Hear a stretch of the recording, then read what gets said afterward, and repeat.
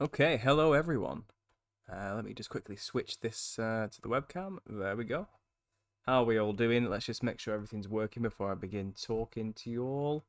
I can't get a playback on my computer right now. I can't actually tell if you guys can see any of this or if you can hear me or what's going on. So just in the chat, give me a quick message to say loud and clear so I know I'm not just talking into the air, and then we'll carry on. Sounds good? Fantastic. All right, let's see who we've got here straight away then. So we've got Kanga Kong. Great to see you. I'm not sure what time it is for you there. I know we were trying to figure this out earlier. I think in California right now, it's is it 2 o'clock in the afternoon? Am I right? It's 9 in the evening for me. I think you're 7 hours behind me, I think. But it's good to see you here. We've got Rose Garcia. Excellent. Darkraft. Yep, great to see you. Darkraft, I checked out the link you sent me about the cymatic frequencies and the face that appeared in there. That is some pretty trippy stuff. Maybe I'll bring it up during the stream to show other people as well. But yeah, very interesting, very jester-like, isn't it? With the visage he managed to create using sound and frequency. Hello everyone. We've got Larry, great to see you. Rose, thanks for being here. Vmore, good to see you. And not really here, excellent. All the usual faces, that's what we like to see. We got Mick Mac from Scotland. Thanks for being here.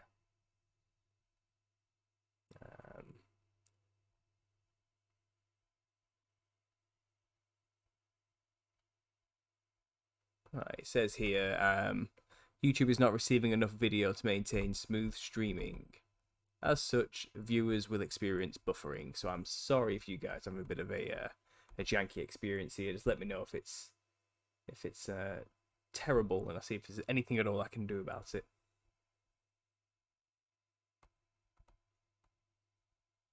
Dennis Godair, good to see you. Lamar, thanks for coming.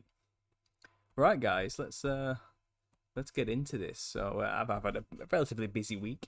I've been writing pretty much every day and every evening, getting deep into reading books as well, trying to find quotes for citations. And yeah, as a result, I've only managed to really pump out one extra video this week, and I did fall ill, unfortunately, after the last live stream, and I just kept getting terrible migraines. I don't know if anyone out there has experienced a migraine before or understands what it is, but it's not just a bad headache. It's full body shutdown and the inability to look at things without being in extreme nauseating agony. And I've kind of been stuck in that for the first part of the week. And looking at a screen was just the worst. I just could not do it. But luckily, I'm coming back out of that now. I'm back to normal. Had a bit of a bad time, but I'm all right. And I did manage to get another video out where I went deeper into the black and white impermanence, the spirits of China. And, you know, looking at the Eastern religions and their iconographies and the demons, you know, it's I'm reminded of that Freemason phrase, which one Mason would say to the other, you know, in order to identify whether they were one of their own or a brother, as they would call them. And they'd ask the other person, are you a traveling man? You know, and someone actually asked me that question in one of my comments not so long ago, which I thought was funny. And no, I told them, no, I'm not a Mason, outright. But the response to that question, from what I've researched, and funnily enough, Freemasons talk about this openly on Reddit, you know, and I didn't know this, but I was looking at it, and you got Freemasons chatting to each other on Reddit, asking each other questions about how do you respond to that question, you know, and a lot of the responses are, well, if you're an initiate and you're looking for wisdom, you respond with something like, well, I've been traveling in the East. And if you're a teacher who has all the wisdom, you say, well, I've been spending a lot of my time in the West, you know, home, let's say.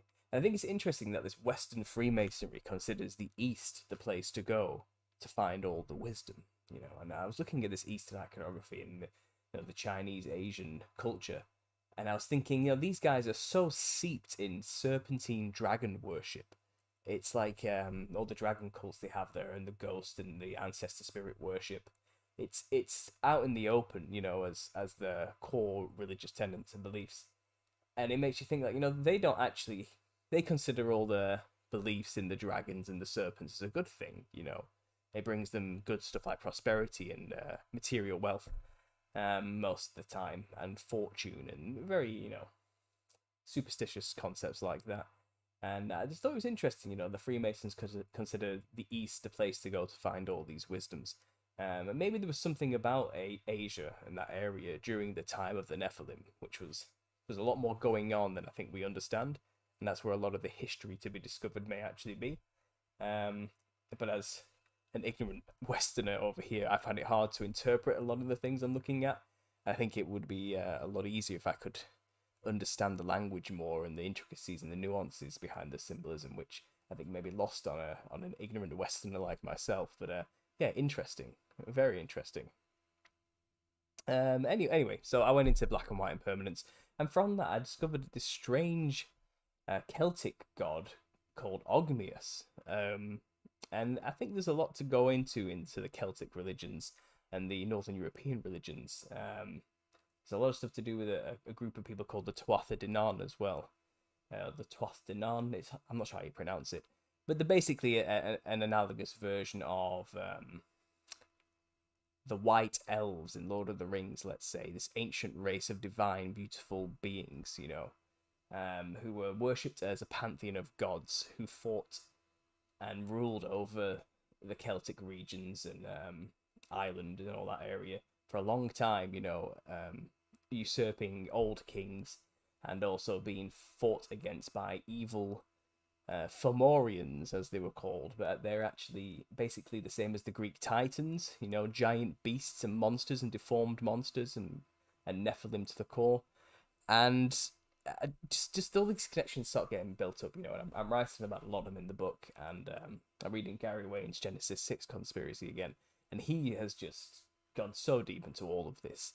But yeah, this Ogmius character in Celtic mythology, he basically has his tongue sticking out with chains attached to his tongue, and he attaches those chains to the spirits of dead people and drags them to the underworld. And then all the way in China,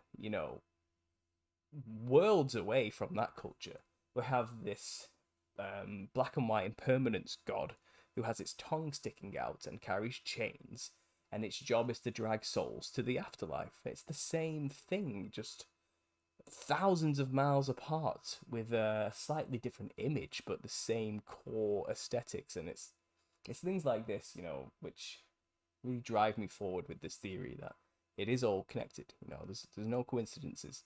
And there really was some kind of shared culture at one point where they all experienced and understood the same things that were happening.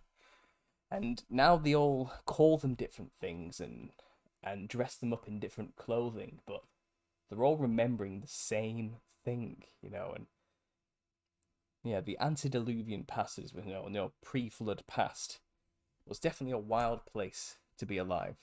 It was a wild time, a horrible time to be alive. And to imagine the beasts and the things that were roaming the earth at the time. Well, you won't have to imagine it. I'm going to describe them all in my book. And I think I've made a good image on this channel in my videos about just exactly what was going on there. It was, it was trippy stuff. Yeah, trippy stuff. Really trippy stuff. Anyway, on a different note, today I want to switch topics a little bit. And I want to go into something a bit more close to home, I suppose, for a lot more people. Things people can tangibly remember in their own lifetime. And it's basically the music industry. I'm kind of going to be dwelling today more into the 70s and the 80s. Mainly because even though I'm only 30 myself, I don't really know modern music that well. I am massively out of touch. I don't follow any of it. I'm just not interested. I'm not impressed. What I hear on the radio is as close as I get to it, and even then that's just because I can't be bothered plugging my phone in and listening to Spotify. So I don't really know much about modern musical culture and the characters it's churning out. I mean, one example I did point out not so long ago was Harry Styles dressed like a clown in Harlequin patterns. And I understand, he pushes like a cross-dressing type of thing, which a lot of people have jumped onto. And I'm sure that goes with many other agendas in the music industry, the modern music industry.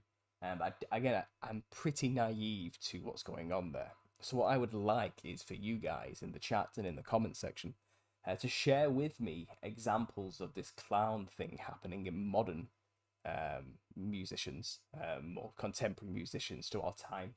But I'm going to look today at some of the older musicians because it seems like there was this era in the 60s and the 70s and the 80s where there was like the Cultural Revolution times and the aftermath of that. And there was this sexual revolution, a drug revolution, where everything got trippy, everything got really psychedelic. Whatever. The music scene got heavily into the psychedelic drug scene in the 60s, coming out of the the stiff and straight 50s type thing as rock and roll developed and became something a bit more out there. And I think during that time when everyone was just absolutely high off their tits on drugs, it seems like a few gateways were opened, and the musicians that came out during these decades, these following decades, just dressed in the most outlandish things you could imagine. Absolutely ridiculous clothing and wild hairstyles and makeup, which at the time just seemed like a bit of fun, but in retrospect and through the lens of this theory, I think maybe they were channeling a particular type of entity, and obviously we're not ignorant in our culture to the stories of them people selling their soul for rock and roll. I mean, there's that classic tale, isn't there, of Robert Johnson. He was a blues musician who wrote many songs about it, but claims that he made a deal with the devil at the crossroads in order to be a famous musician and incredibly talented. Before this guy could not put two chords together to save his life, and everyone was astounded that he just randomly appeared one day and could create such amazing sounds and music, and that was just a blues musician. And then there's that famous clip, isn't there, of Bob Dylan saying, I've got to answer to the big man upstairs, and he's not talking about God. He's explaining, he's signed his soul away to the devil type of thing, and he's got a deal to keep, a bargain on his end to upkeep. And they seem quite open and blatant about these things when they say them. They don't seem to be shrouding it in mysticism. They sound very matter of fact about it when they say these things. Like they're just tired and exhausted. Like they've been used and abused so much, and they know there's no escape for them. And they've given up, and they're just like, yeah, I sold my soul to the devil. Full stop. I'm not even beating around the bush, man. That's real, and that's what happened to me. And I just, it's amusing. So looking at some of these musicians, let's switch the screen here. Let's actually look at the aesthetics of some of the things these musicians were wearing and what they were singing about as well. I mean, you can just look at the title of some of the songs, and they're kind of just telling you where their allegiances lie or what the agenda behind the message is. So if I just quickly switch this over here to the sharing the screen with you guys. And so here is some information about David Johnson. The Johnson myth is that he was a lazy womanizer who couldn't play a lick until he went to the crossroads of Route 49 in 61 and made a deal with the devil to exchange his soul for the ability to play great blues, which he did for about 3 years before dying. And they don't know where his body is. 3 churches claim to have his body resting there at his tombstone, but his grave was never confirmed. Eerie stuff. But who knows about that, But I think that's just an interesting story, a common story we hear about people in the music industry, So going back to the 70s, the one thing you all have to type in is glam rock, glam rock bands, 60s, 70s, and 80s, and their style was this, what we consider close to how a drag artist would dress today, this trans style, basically, over the top, feminine garb, I suppose, with an artistic, colourful twist. I mean, just look at some of these characters. Very clownish, very jester-like, very joker-like. And I was looking at these, and you see David Bowie is such a regular image that comes up when you consider this type of aesthetic. And we have the Hatman character here in the background on this image, which I thought was interesting. And it's just white face, heavily colourful makeup, colourful psychedelic clothing, wild crazy hair, and those are aesthetics which you could apply to someone dressing like a clown as well. And this famous image here, for example, David Bowie with the lightning bolt over his face.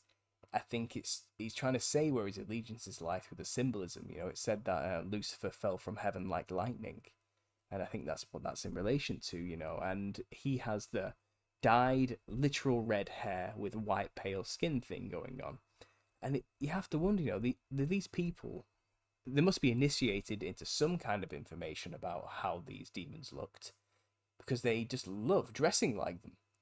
It's just, are the orders doing this in pure ignorance, or is this a method people use to channel the spirits on the other side? You know, dress like them to be like them, in order to manifest talent and strength, or whatever it is they want from these things. You know, whatever abilities they've been promised. And I guess part of the bargain is you need to channel us into this realm so we can experience fleshly things. You do that for us, and we'll give you skills, maybe. And just scrolling through here, I just want you guys to look at these type of aesthetics. You know, I want you to see what I'm trying to talk about here. The New York Dolls was literally a cross-dressing example of the 70s. And their look, you know, they even have the Hatman ringleader in the middle here, which you would see often in a circus, you know.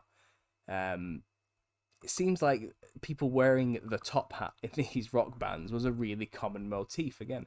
And I think they're channeling a particular demon wearing this hat. Let's think of Slash, for example, as well. But here's another one.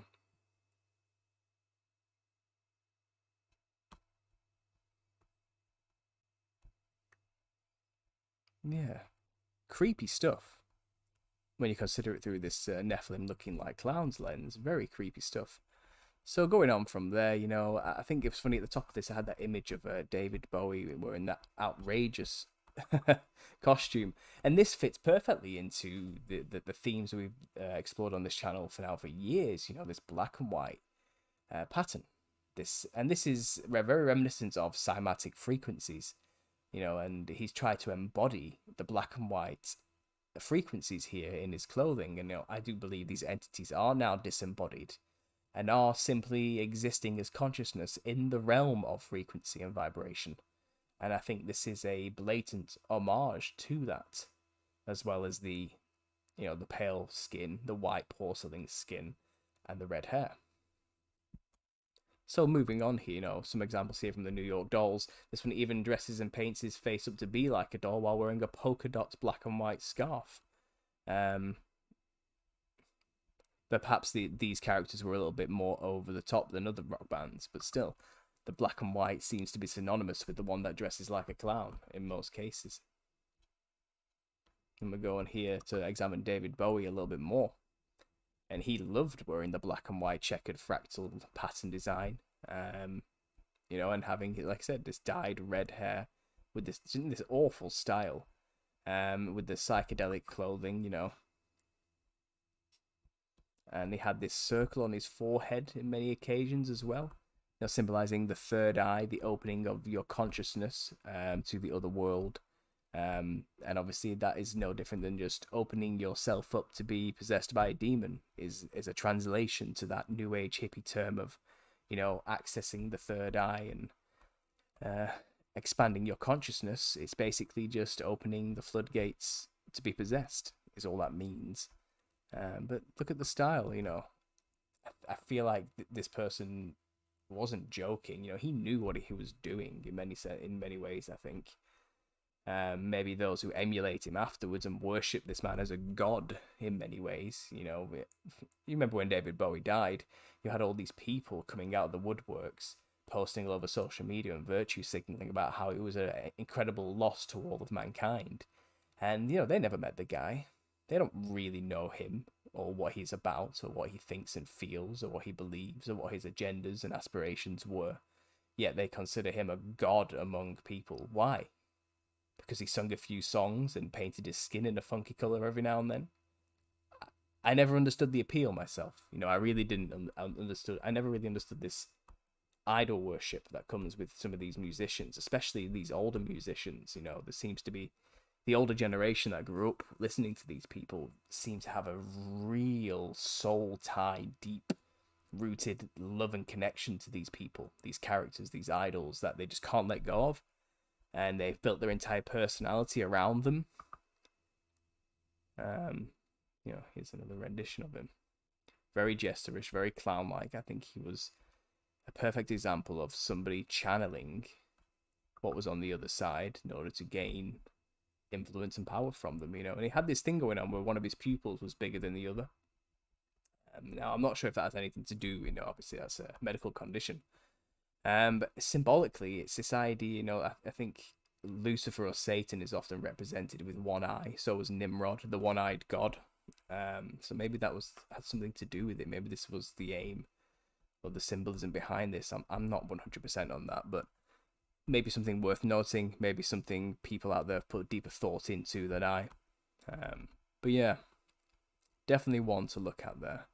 An obvious one, maybe, but definitely for posterity should be mentioned. Here he is with the eye patch as well. We're in black and white.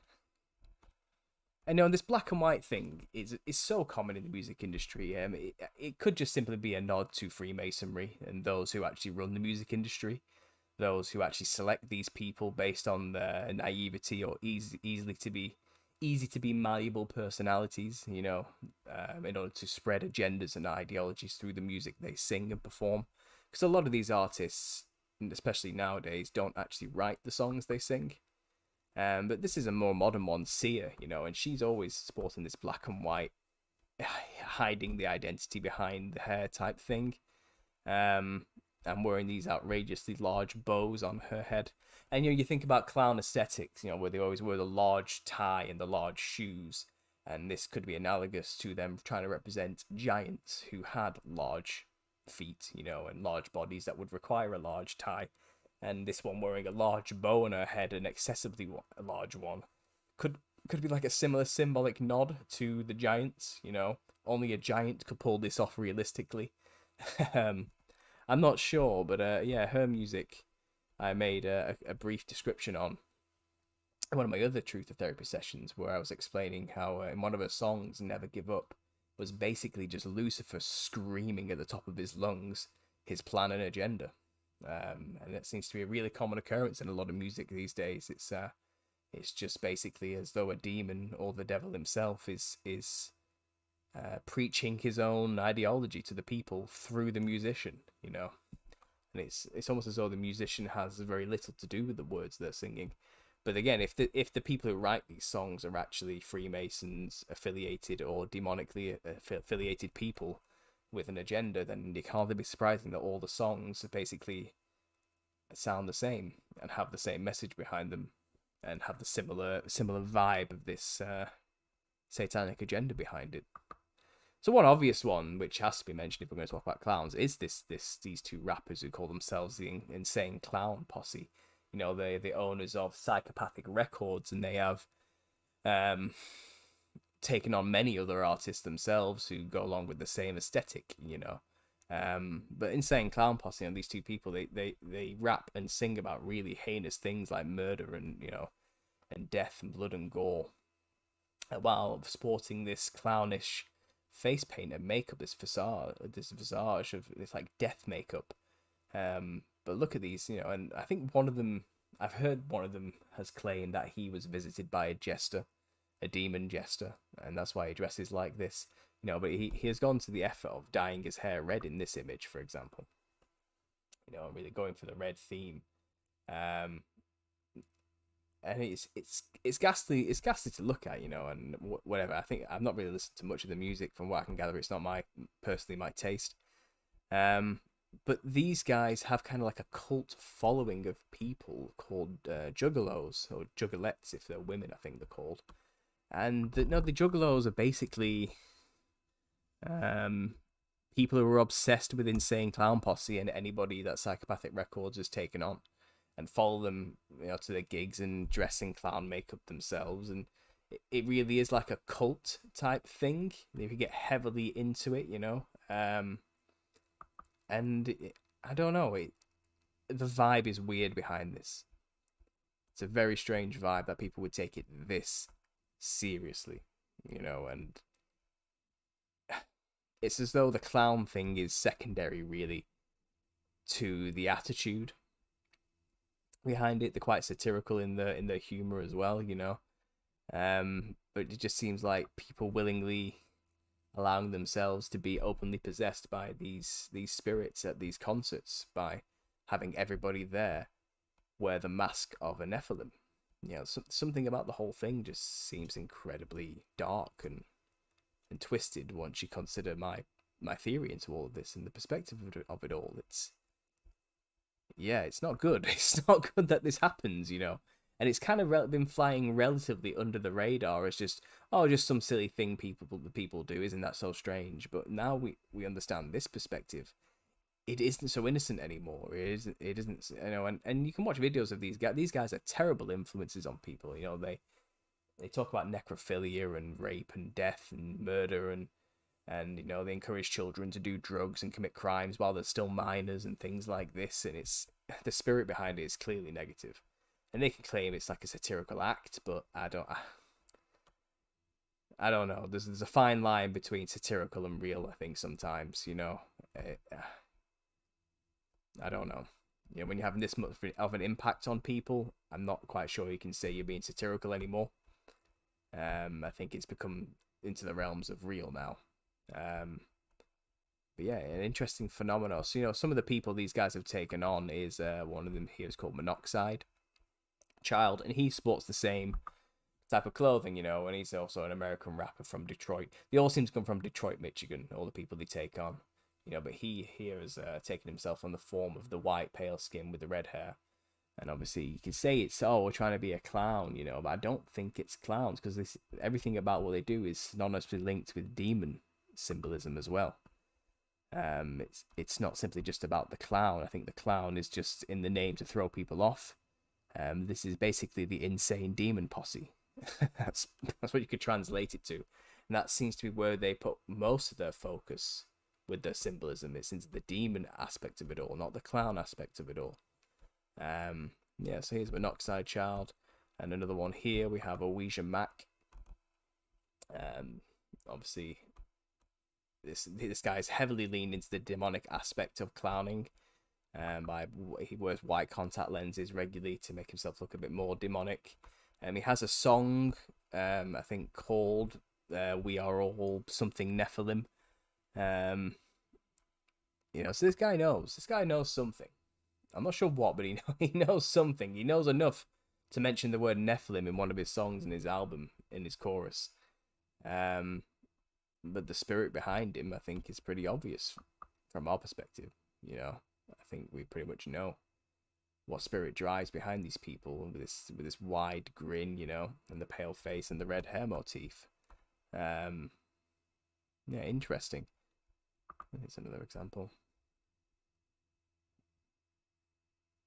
So, you know, Insane Clown Posse and the Juggalos to aside, let's look at a really obvious one people mention to me all the time. And I have mentioned this before, but let's look at Kiss, you know, the band Kiss.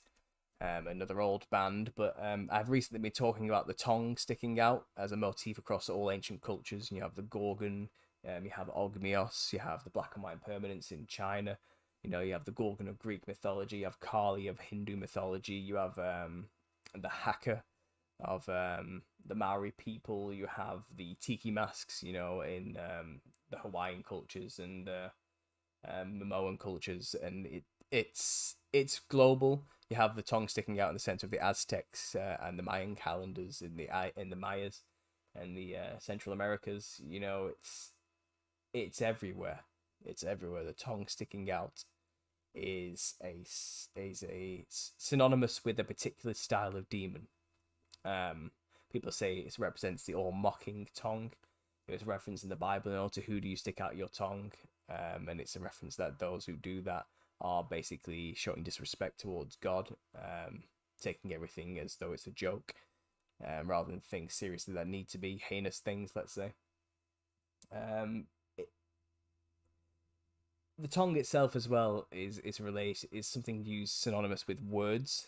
The movement of the tongue is what helps direct the vibrations of the sounds you create with your mouth, and as a result, you know, that's how you influence people. You know, so the mouth and the tongue is a powerful tool in influencing others. Think of the silver-tongued devil. You know, that's another phrase that's popular for people.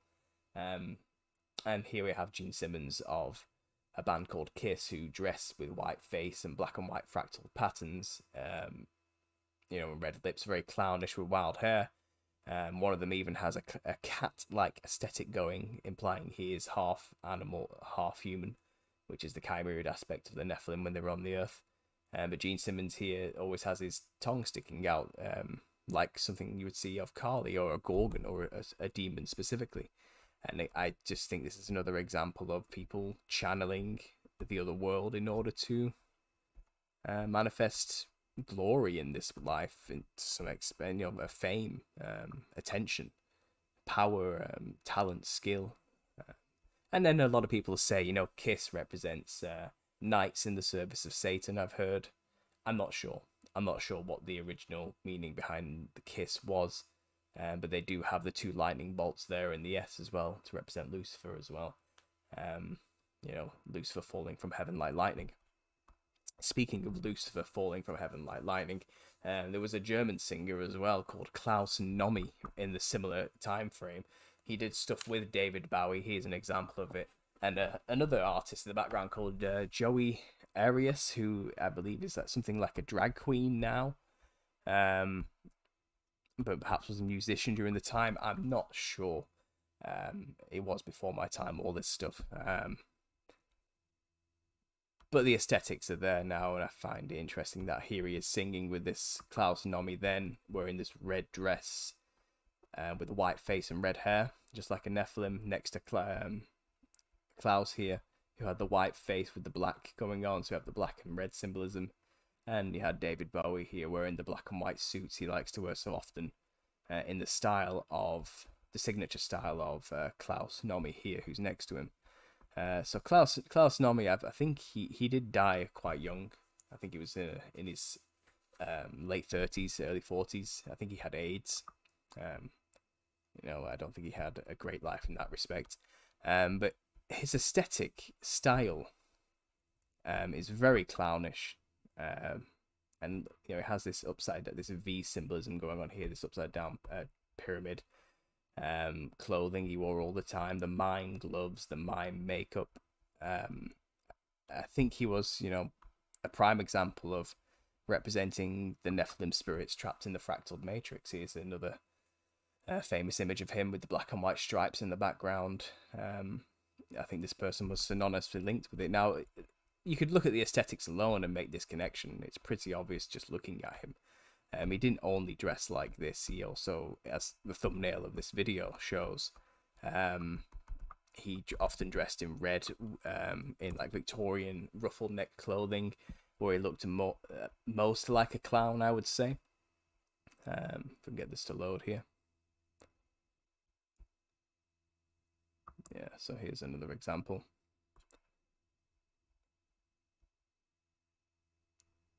I don't know what makes this rare exactly, but yeah, here he is with the red motif thrown in there of his eyebrows. Here he is on this album cover in particular, with green hair like a clown, white skin and a red collar.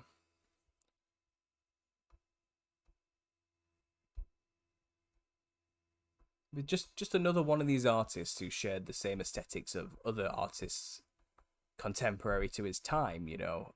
It seemed to be a real theme going around the 70s and the 80s of this wild, colourful, clownish fashion sense within the music industry. It was really manifesting hard then, you know. And again, if we understand that the music industry is rife with spirits of the demonic realm and people selling their souls to them and channeling them, it's hardly surprising that a lot of them share the same look and style, and you know, dressed like this and chose to dress like this and force it onto the wider masses and the public who obsessed over these artists and worship them like gods. You know, the Nephilim want to be worshipped like the gods they used to be worshipped as when they had a body. And to get the attention of the people, what better way than to inhabit the body of somebody on a stage, being watched by hundreds of thousands of people and worshipped by hundreds of thousands of people? It's a good way to get that quick fix again, isn't it? To feel that feeling you once felt as a ruler and a king. You know, these are prime targets, musicians, for the Nephilim. It's the perfect vessel for them to get the adoration they so desire again. So yeah, this guy's a creepy one, and here's Joey Arias now, and I think he did go down the drag queen route in his later years, but seemed to work closely with Klaus Nomi at the time. Yeah, so coming a little bit more modern now. A popular band right now is Ghost. They seem to have a song called Mary on a Cross, which is doing the rounds through TikTok as a sound, and and a lot of shorts. But this is an outright blasphemous band towards the Catholic iconography in particular, and the lead singer dresses in this death makeup style to make himself look like a skull. But it's very similar to what we saw with the Insane Clown Posse with the style, this heavily thick black makeup style. And then he has his demons, the rest of his band, these mask-wearing demons, looking like something from Eyes Wide Shut. And, the lead singer would often dress as like a high official of the Catholic Church. That was his thing. But this is just modern, blatant satanic worship in the music industry. And like I said, they're quite popular these days, and their music is in the consciousness of the mainstream, not just the indie scene, and the rock scene. With them being so popular now, thanks to things like social media and the sounds on TikTok, let's say. But yeah, this is an on the nose, heavily demonically influenced band, out in the open, nothing to hide. And back in the day, when Marilyn Manson was doing stuff like this, people were outraged, and were worried for their children. I don't think anyone cares anymore. I think this is perfectly acceptable and normal, and not even edgy anymore. It is whatever. Just more of the same, isn't it? Just more people worshipping Lucifer out in the open and the devil out in the open in the music industry. It comes with the territory, really. I mentioned in the past as well in another video, Wes Borland, the lead guitarist of Limp Bizkit, is often seen sporting clown makeup and iconography and clothing, colourful clothing, and he likes to get creative with his outfits for every gig. But just a few examples here of some of them. Just scrolling through, you can see he loved the clown thing. Funnily enough, here he is. Oh, I lost the image already. Is that it? Is it gone? Yeah, here's Marilyn Manson, as I mentioned earlier. Looks like he's friends with him. Or, according to the title of this, Wes Borland now denounces Marilyn Manson. So it looks like they had a bit of a fallout. Marilyn Manson is a bad guy who needs to face his demons. Wow, okay, yeah, fair enough, says the one. And you look in the background there, look at that painting. It's all the colours on the face. And the pale porcelain skin, very Nephilim-esque as the descriptions go that I've been offering. This white porcelain, multicolored fractal reflection type skin, very serpentine. And it looks like Marilyn Manson was going for a similar style with his own aesthetic. I mean, here's Wes Borland with a literal rainbow on this white skinned outfit he's wearing a fractal coloured mirrored mask with a bright red clown mouth. I think he knows what he's channeling here, and it's always the guitarist, because the guitar is a complex instrument to learn. Maybe some artists do get their edge over others by selling their soul for that little bit of extra talent and skill, And here's him wearing, in this image, the fez of a Shriner, which is a cult you can only join after going through the 33 ranks of Freemasonry. And then if you get through all 13 ranks of being a Shriner, you get to join the Royal Order of the Jesters. And, Shriners are infamous for dressing like clowns and visiting children in hospitals, and things like that. But Wes Borland often dresses in this Hatman character here as well. And the Hatman is another entity within the realm of the clown entities. So it's the ringleader of the clowns. It's in the same realm as them. Also manifests quite a lot through people. Very often through people. Again, Slash is a prime example of this, but Wes Borland seems to be doing the exact same thing. Along with this, psychedelic clothing with it as well. Here's another very clownish looking one. So I've literally here, guys, I have only scratched the surface of how deep this goes in the music industry. Pretty much, I don't think there's any mainstream in the eye of popular culture band that isn't in some way influenced by this, and does not sometimes, even through just even one music video, show this type of symbolism and iconography, this clown-like aesthetic in the work somehow, one way. I think it comes with the territory of being famous in the music industry. I think you will inevitably be possessed by or channel this type of entity. Unless, of course, you're filled with the Holy Spirit and you're on the side of God. But if that's the case, I doubt you'll be very successful in the modern mainstream music industry. Again, I think it comes with the territory that you lean more satanic. Even if you don't know it, that's just, you think that's just normal behavior and normal thought patterns, and you don't consider yourself satanic in any way. It doesn't matter whether you're knowledgeable or ignorant of the matter. That just makes you easier to use, I suppose, to spread the message if you're ignorant. Fine, you know. But there is this video that did the rounds years ago on Facebook called, you know, they sold their souls for rock and roll. Just type it in on YouTube and watch it. It's about half an hour watch, but someone did compile a lot of this information about how rock and the rock industry was heavily influenced by Satanism, and still is today. You know, it's not even hidden. You know, it's out in the open now. But there's just a little presentation for you guys just to show a few of the famous clowns in the music industry. But I bet there are thousands more you can share with me. I know there are. I've probably seen them and missed them. If you guys can share with me examples of modern musicians who are doing stuff like this, I would be happy to see it, and maybe I can make a presentation out of it in the future. But I myself do not follow it, so I've missed a lot of it. I don't watch or listen to anything mainstream or modern these days. I don't even watch the TV. You know, I'm out of the loop with that kind of stuff. I just don't know.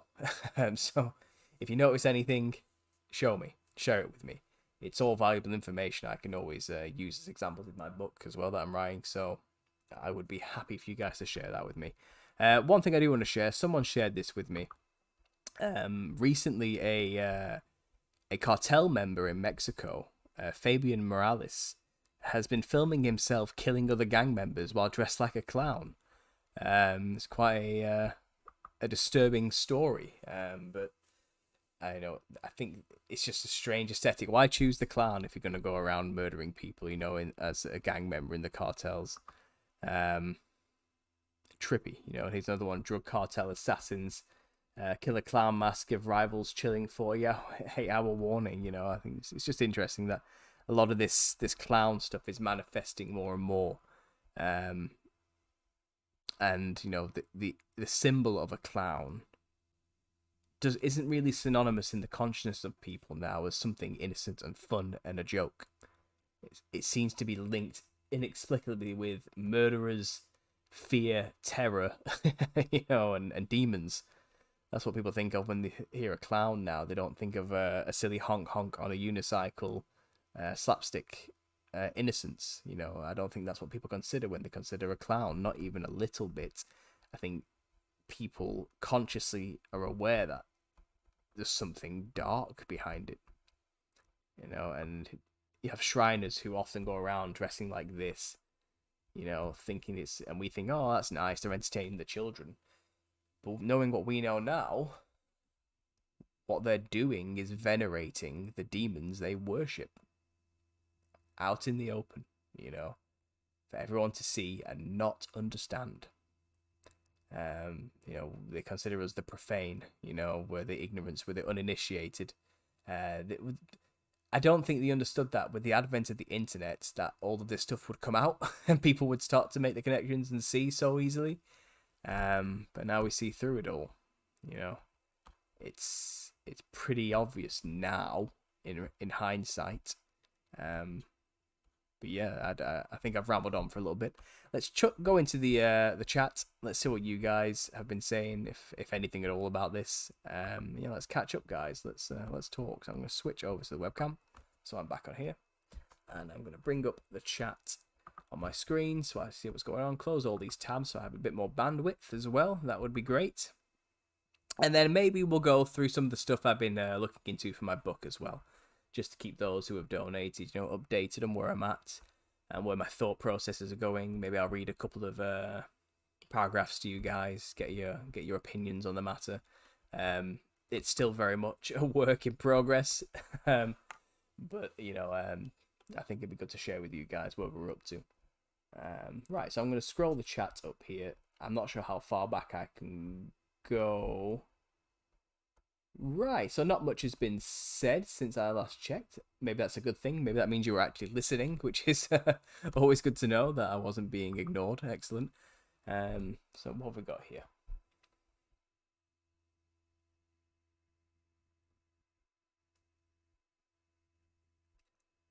I'm getting the max headroom effect on your movements, but the sound is good and clear. Okay, yeah.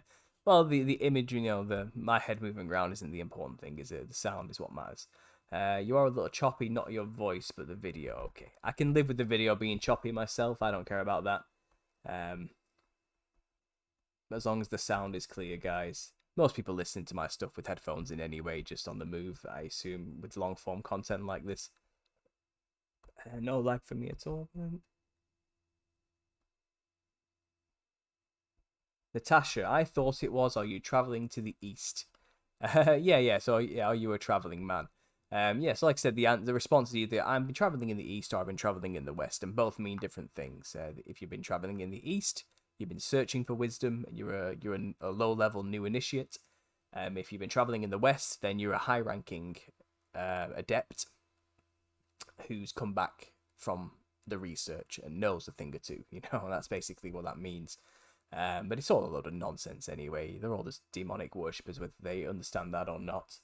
But I was reading some of these forums, about Freemasonry, and Freemasons just chatting to each other, and they really love their fraternity. They love just being a part of something, their life is so meaningless and void of anything interesting or good, that this thing is all they have. This brotherhood, this secret.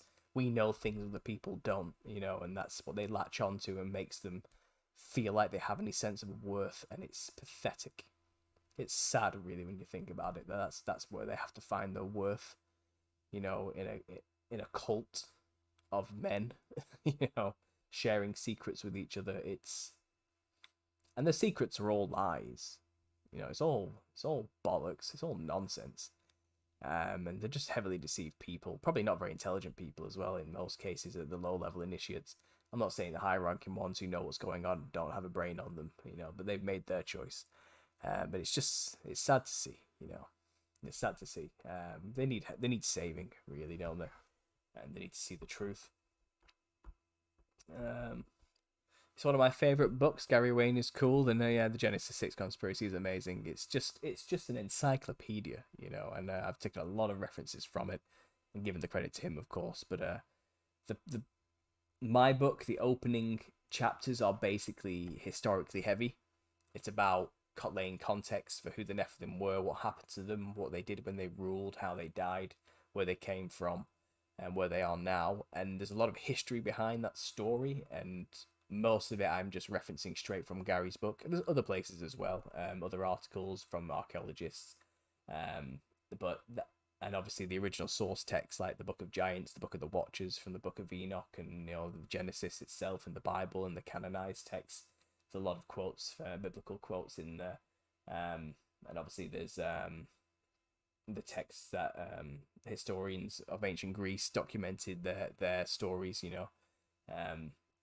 but it's historically heavy, the opening of the book is. I'm hoping once I get past this first chapter, I can then just dive straight into the speculative side of things, so there won't be as much need to reference what I'm saying, because a lot of it is just my theory from my own head, so, but there will obviously have to be things to back up some of the things I'm saying. But yeah, Gary Wayne's book is cool. Makes you think about tongue piercings. Yeah, interesting thought, I think there's just body mutilation in general, which is what it is. Tattoos and piercings are the mutilation of the body in some way.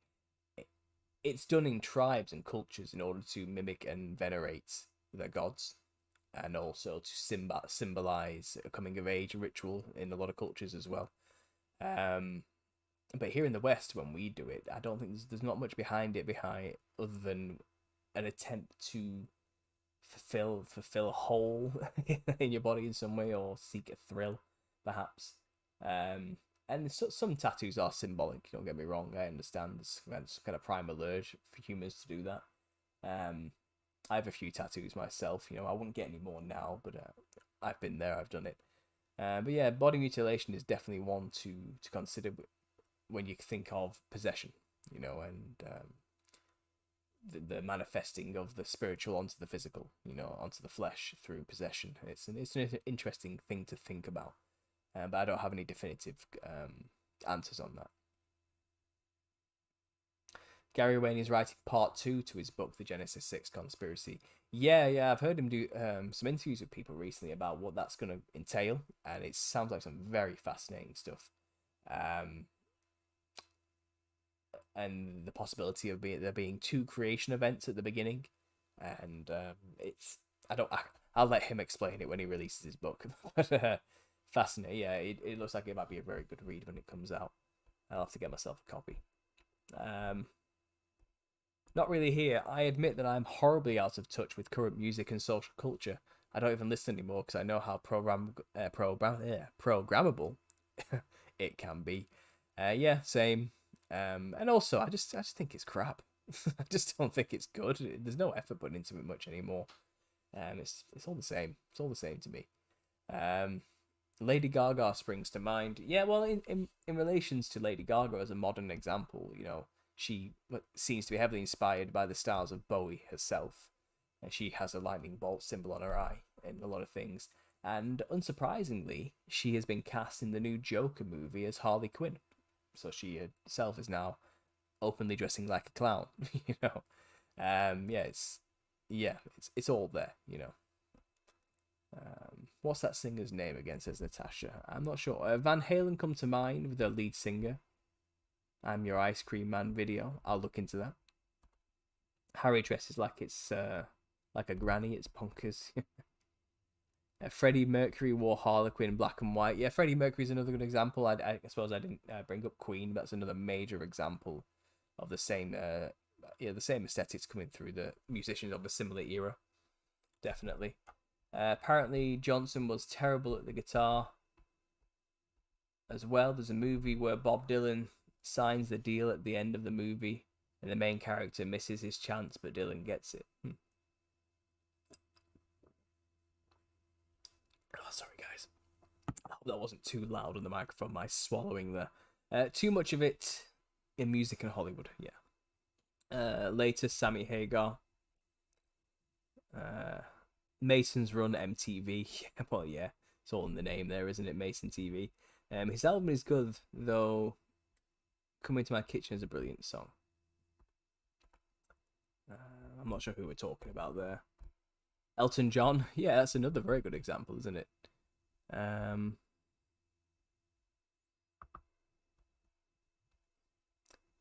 Sorry, guys. My stream has just glitched on me. I'm going to have to reset this quickly. It's unresponsive. Just bear with me.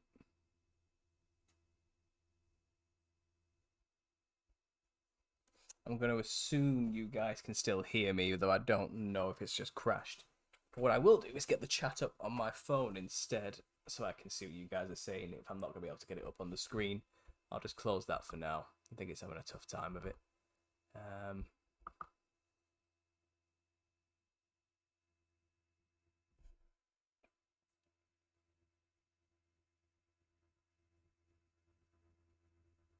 Okay, I've got the chat up on my phone.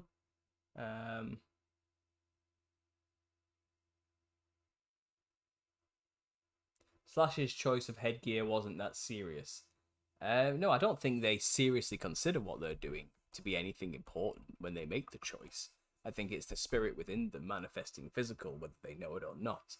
To have the same aesthetic choice across a lot of musicians is a bizarre thing, just as we have the same aesthetic iconography across ancient cultures as well and their folk traditions. The top hat is another one of them. I think it's a manifestation of the same thing coming through into the music industry from traditional ancient folk cultures as well. It's a manifestation of spirits. I don't think the musicians themselves are taking it all that seriously. I really don't. I don't think they put much thought into it personally, but they don't have to be aware of what they're doing for it to still be what it is.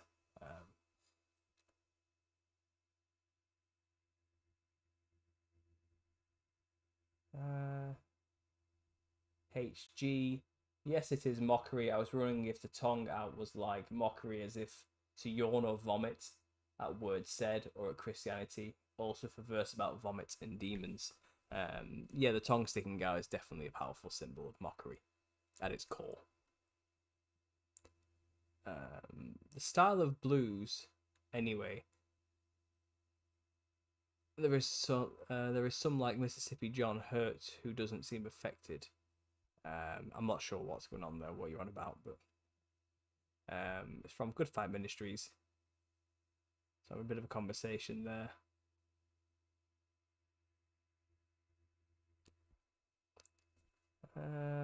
Jeremiah Cohen's channel covers the symbolism and all the pop stars are demonstrating. Jeremiah Cohen's channel, I'll check that out.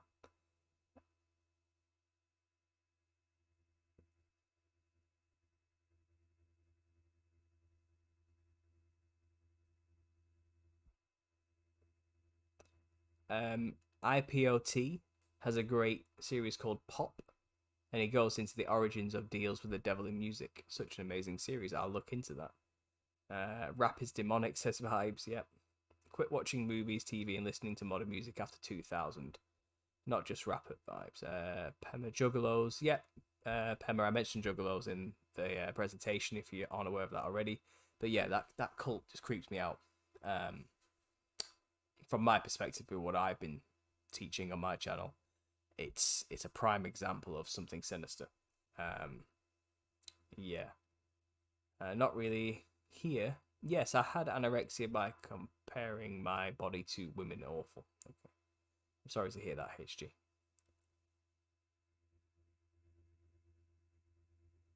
Somebody mentioned an episode of Star Trek Voyager last time. Evil clowns existing in an AI matrix.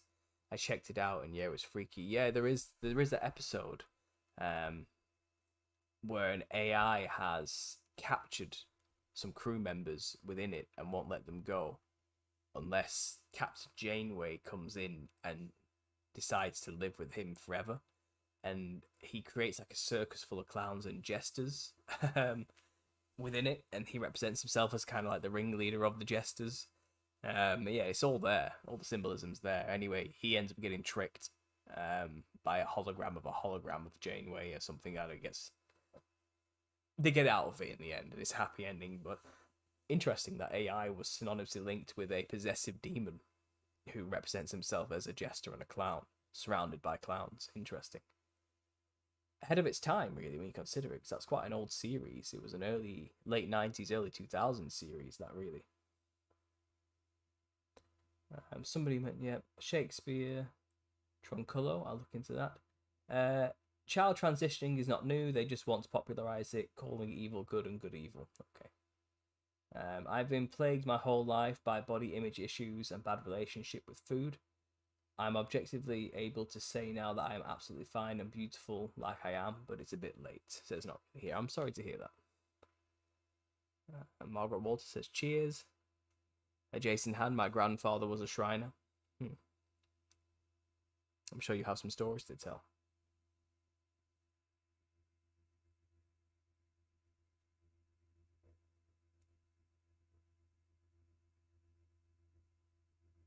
Freemasonry in the bloodline needs to be broken by a renunciation prayer. It can bring generational curses. I know people who help others with this. Interesting. Love and great vibes to you and yours, says Terry Lucas. Thank you. I have Freemasonry in my bloodline, high level 2, says Cultbuster. I did 5 MEO DMT and I felt like I broke a lot of those curses. Well, I'm not sure about that. Maybe you did, maybe you didn't, but I couldn't be a proponent of that as a solution to breaking curses. If you want to break curses, then you need Jesus. You need to pray, you need to fast, and you need to build a strong relationship with Him and be filled with the Holy Spirit and put on the full armor of God. That's how you break these curses and keep them broken. Otherwise, they're just going to keep coming back. But prayer and fasting, start with that. It's always a good place to start. Like a parasite. Think of a demon as a parasite. When you get ill or you have parasites in your body, the best thing to do is to starve yourself. It might seem counterintuitive when you're ill, but what you eat feeds the parasite too. So if you starve the parasite out, then it will die and come out of you one way or the other, or leave. If there's no source of sustenance, then you're not a good host, and it won't consider you worthy of sticking around with, or you'll just die and wither away, and become weaker. That's what I'd recommend. Prayer and fasting first. High level fruit in my family too. Jesus Christ is truly the only way, says Humble Stranger. Yeah. I won't get involved with anything like bloodletting. Going into dangerous occult territory there. I used to be into death metal music when I was young, says Darkcraft. Lol. Now I listen to mostly ambient, calm background music. Yeah, same. I wouldn't say I was into heavy music ever. No. But I do like the good old-fashioned ambient background music. Again, I'm a huge fan of acid jazz, particularly Saint Germain. Saint Germain is like my go-to album. Tourist is my go-to album just for background noise. Paul, can you show the cymatic picture, please? Yes, I can, I think. Let me just go into my recently watched videos and see if I can get it back up. But it was Darkcraft who sent me the link for that, actually. Kaga Kong. So let me just see if it's still there. My internet's not going great right now, so I may struggle to get this up, so I'm sorry, but the link to the video is in my last community post in the comments section. It was left there. But my internet is going so slow. So while that's loading, let me just bring up some other chats and see what's going on.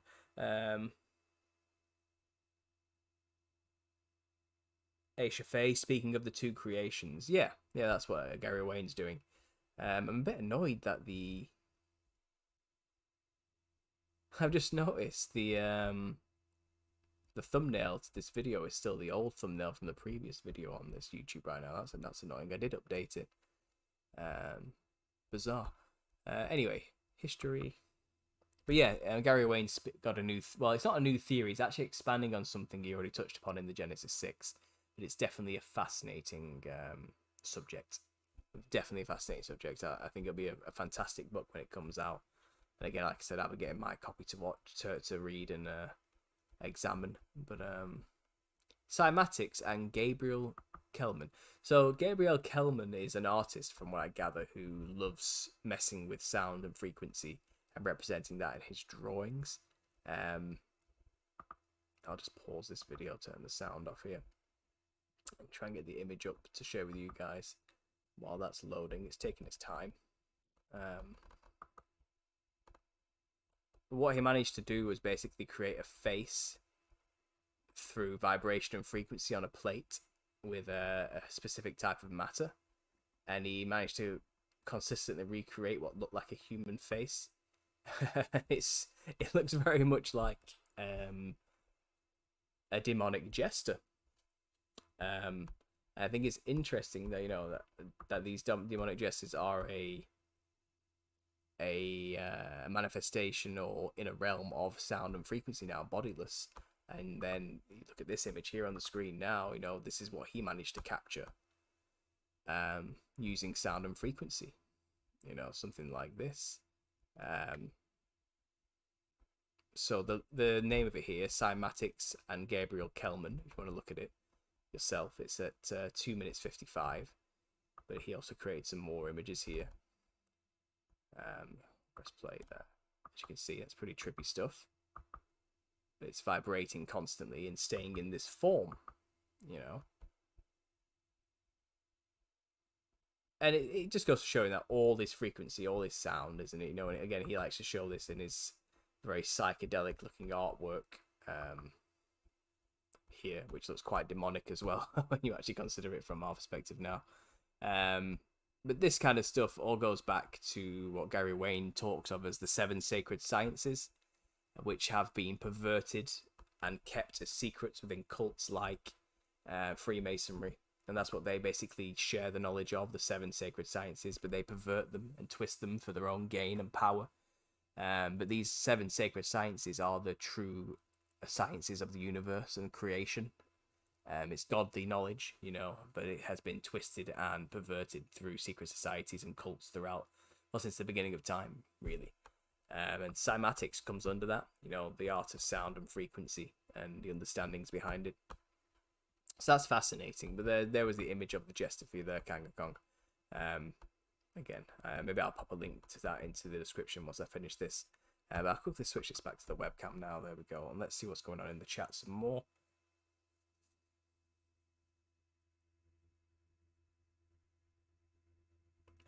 Tom Petty, don't come around here no more. Had black and white entities and they eat Alice human cake in the end. That's terrifying.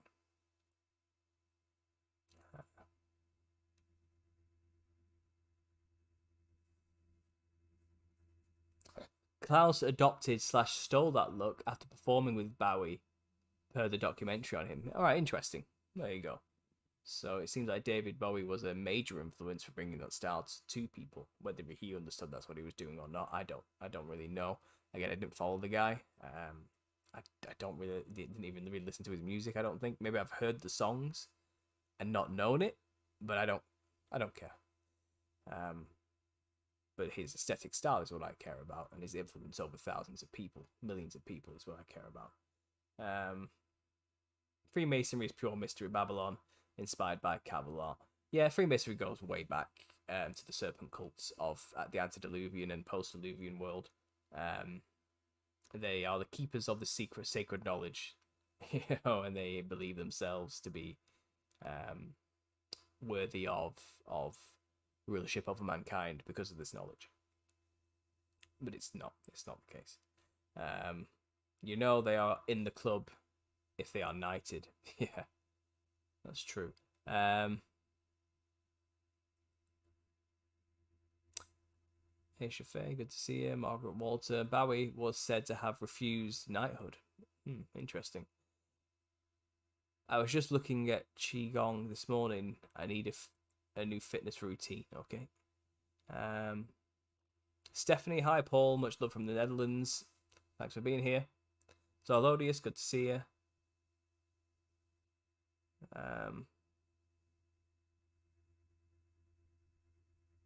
I don't know why I can't link your name. I'm not sure either.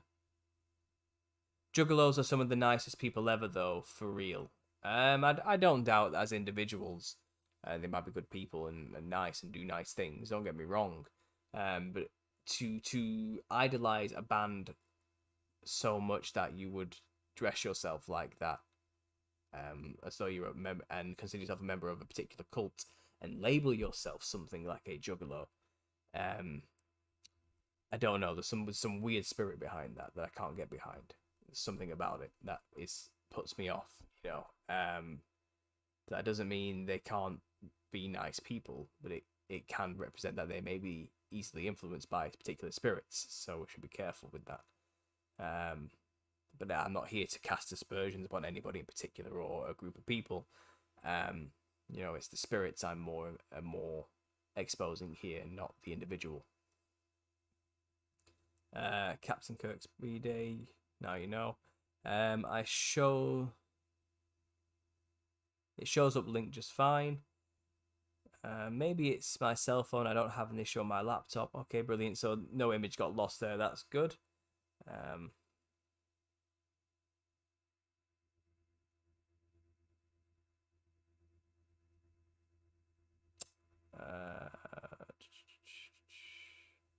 Acid Jazz is my favourite, says Kanga Kong. Well, that's good to know.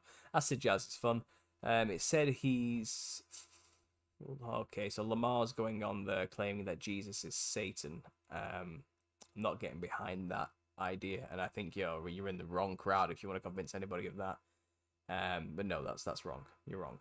I think I might try some of that too. Just need a little shape up and some general maintenance after winter. Sitting still with injuries. Yeah, I think we all could do with a bit of exercise. I'm gaining a bit of weight since I went self-employed.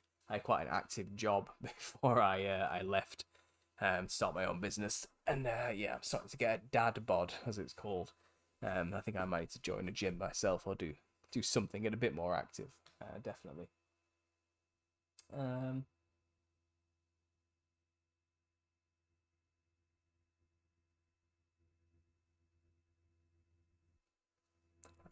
Hue of Man. I've heard that one before. What is the frequency? I'm not sure what the specific frequency is, to be honest. To make the face, but maybe watch his video. Maybe he explains it.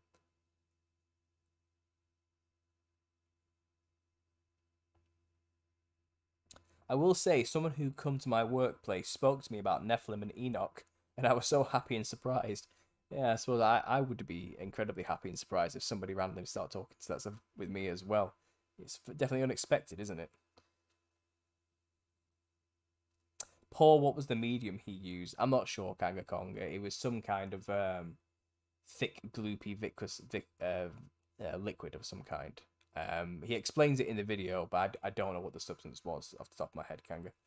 Um,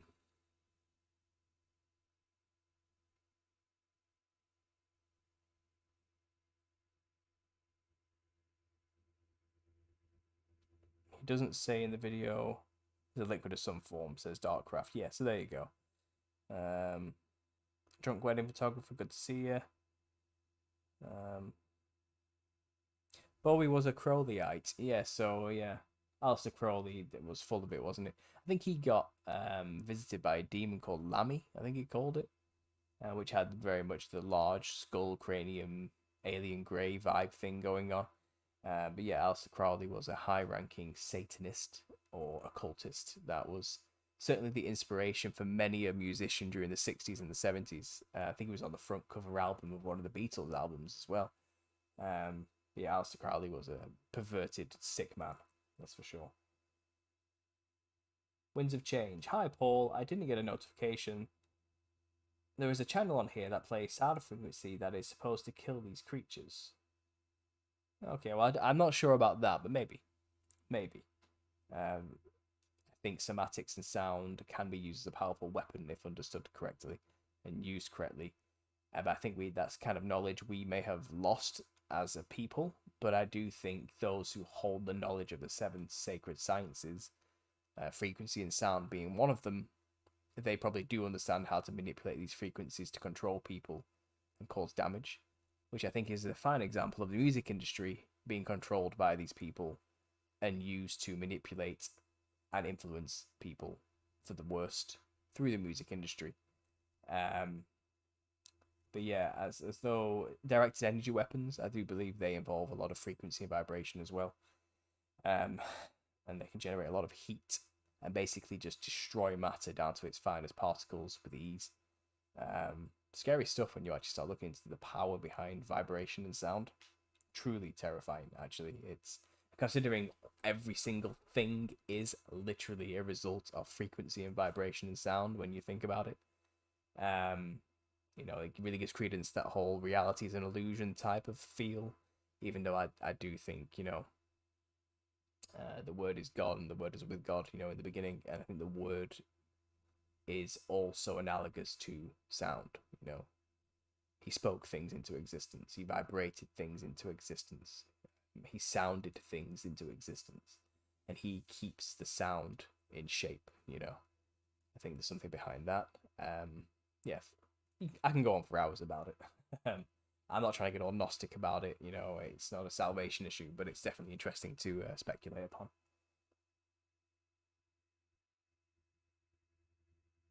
Um,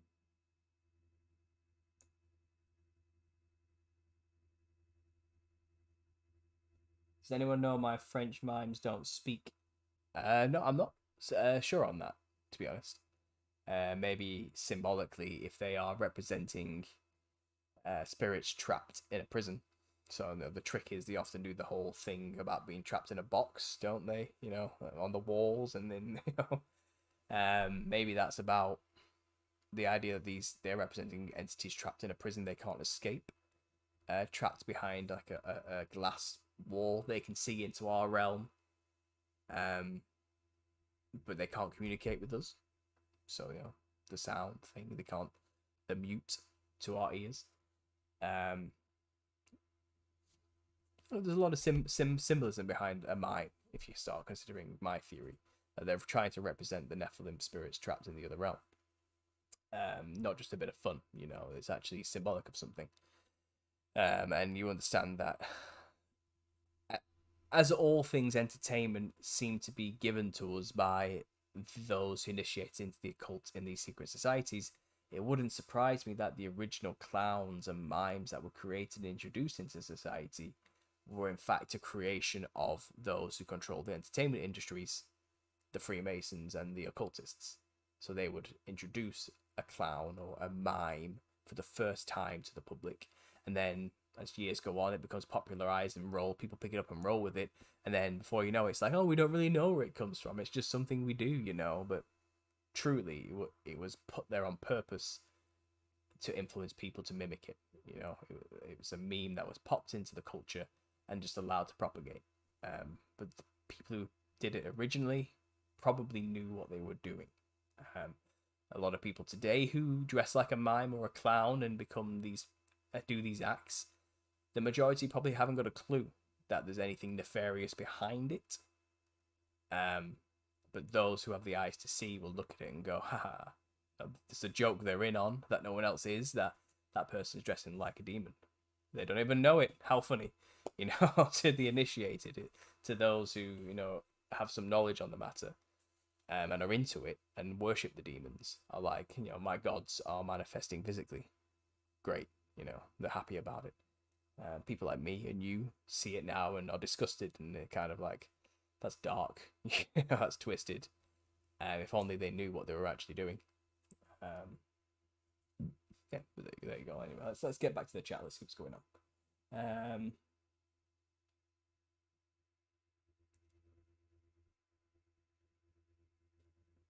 I work with the energy. It's cheap, says Mind Eye. Interesting, says Winter Change. I am late. Did you discuss the Pagliacci opera, The Crying Clown? No, Texas Bomber, but I didn't. But I did mention Pagliacci in one of my last videos, and his style of dress is very reminiscent of the black and white and permanent dress and the hat. That's everything. And the French clown outfit in general is quite ghoulish in its attire and mimics quite a lot of ancestor entity ghosts from the East in its dress, which I thought was quite interesting. The electromagnetic universe, yes, says Mind's Eye. So you understand, what we're talking about frequency and sound.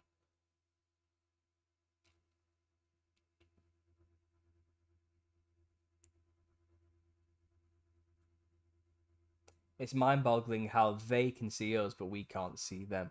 Yeah, it is. It is mind-boggling. I would say it's a mercy that we can't see them. You don't want to see them. Let's put it that way. There's a lot of Gnostic thought out there that our senses have been limited by a cruel and vindictive God who doesn't want us to reach our full potential. That type of thought, It's a very childish way of looking at it. It's like an angsty teenager who hates the parents. It's like, God, why won't you let me stay out late? That type of attitude, But the truth is, it's like, it's for our own good. If we did see them, mankind would very quickly fall back into the antediluvian stage of reality, the pre-flood world, and begin to worship them, idolize them, listen to what they have to say, and probably end up incredibly corrupt again, and evil, and listen to their lies once more.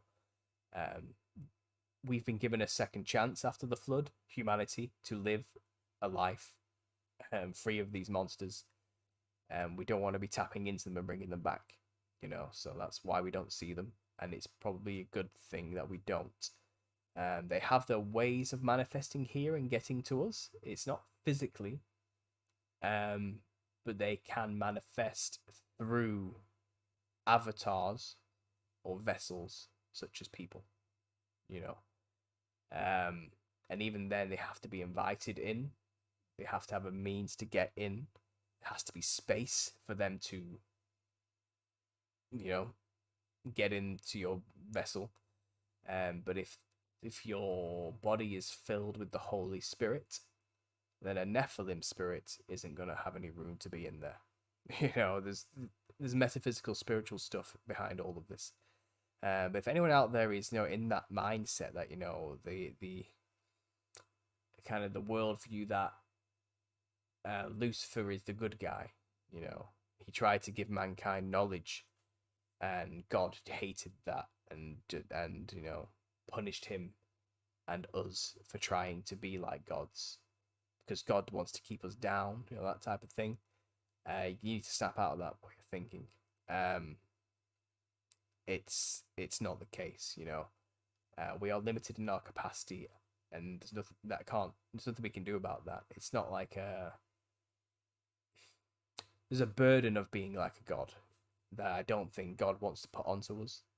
I think it's difficult to live a happy life when you know everything.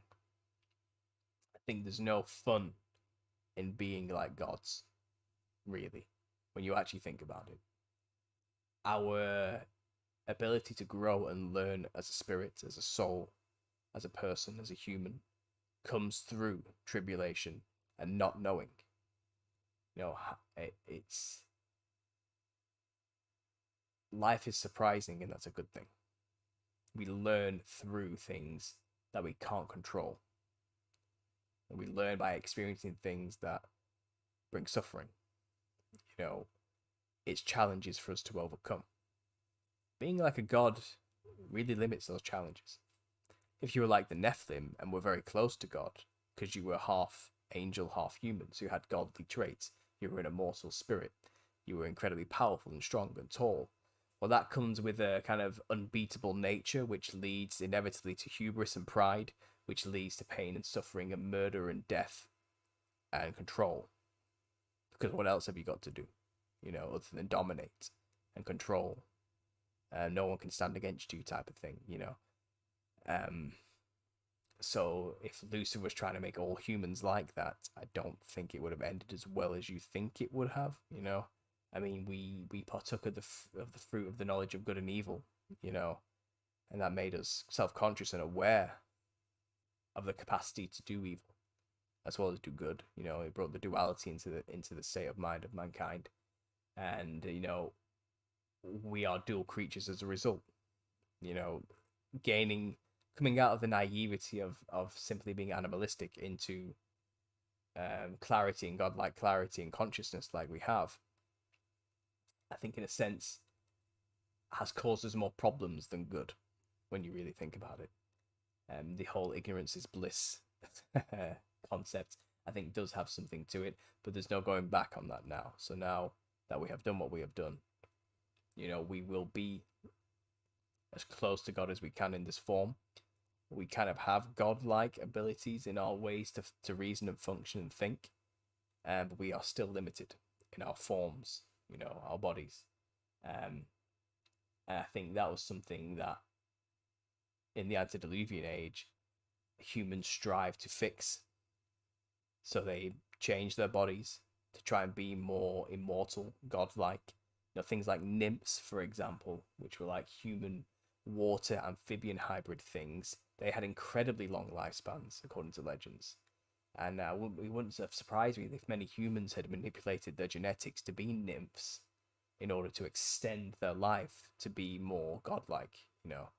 I think people genetically engineered themselves like into centaurs and minotaurs and mixed themselves with animals and birds and insects in order to live longer, be faster, be able to fly, gain more power, because they had all this godlike ability to think and reason, but not the abilities to live very long, you know, and they had these flimsy, weak bodies which they hated, you know. And you know, the human body is perfect if you live in a world with other humans, you know, and there's no one above that, like a giant, let's say.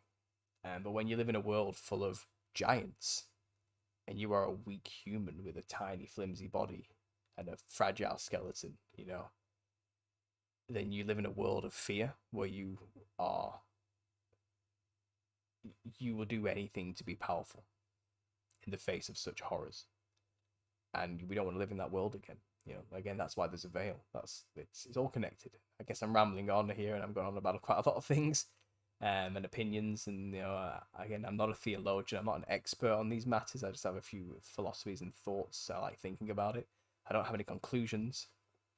But when you start to think about these concepts, honestly, you know, with an adult mind frame, you start to realize, you know,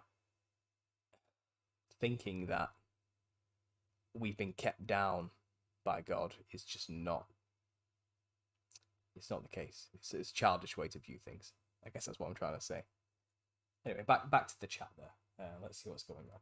Then I think I'll give you guys a quick look at what I've been writing about, and then we'll call it a night at around 2 hours ish. So let me get the chat back up here.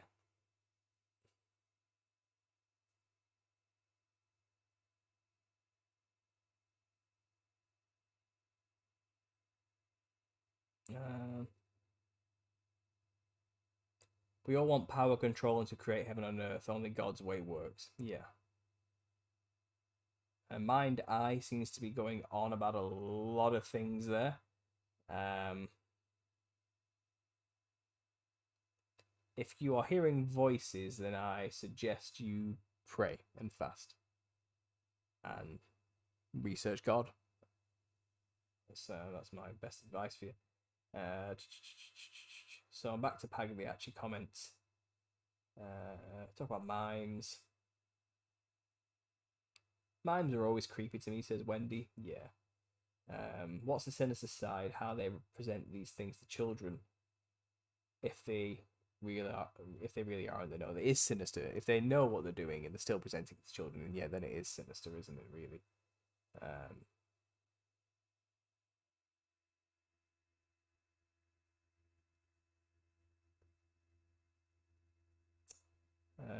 David's harp repelled an evil spirit. Interesting. Phantom of the Opera has a hat and a half a white face too. Yeah, he does. I remember that now you mention it. Yeah, it's an old film, isn't it? Well, opera, should I say, play. I've been in the healing arts for 50 years. I know things cannot wrap their heads around. Detox and decalcify your pineal gland. Yeah. Sounds can harm or heal. Just like what you touch and smell and eat can harm or heal. Yep, that's true, HD. The Puppeteer Master.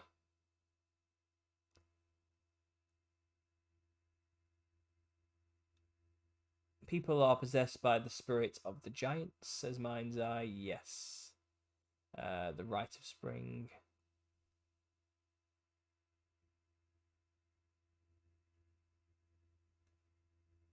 Lucifer was the ultimate narcissist. Basically, yeah, he was the quintessential first narcissist, wasn't he?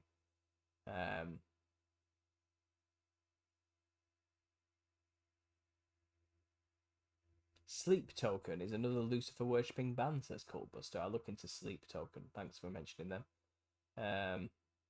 He is the fool of the tarot, and the wise man or magician is a trap in thinking he is wise. Yeah. Satan is doing as much destruction as possible before him, and the fallen angels go to the lake of fire. Pretty much. Yeah, they know where they're going. They're trying to drag as many people as they can down with them. Hence the infinity symbol on the magician and the Ouroboros belt around his waist in the cards. Yes.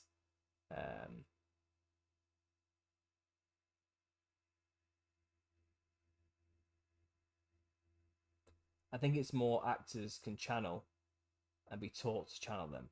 Yeah.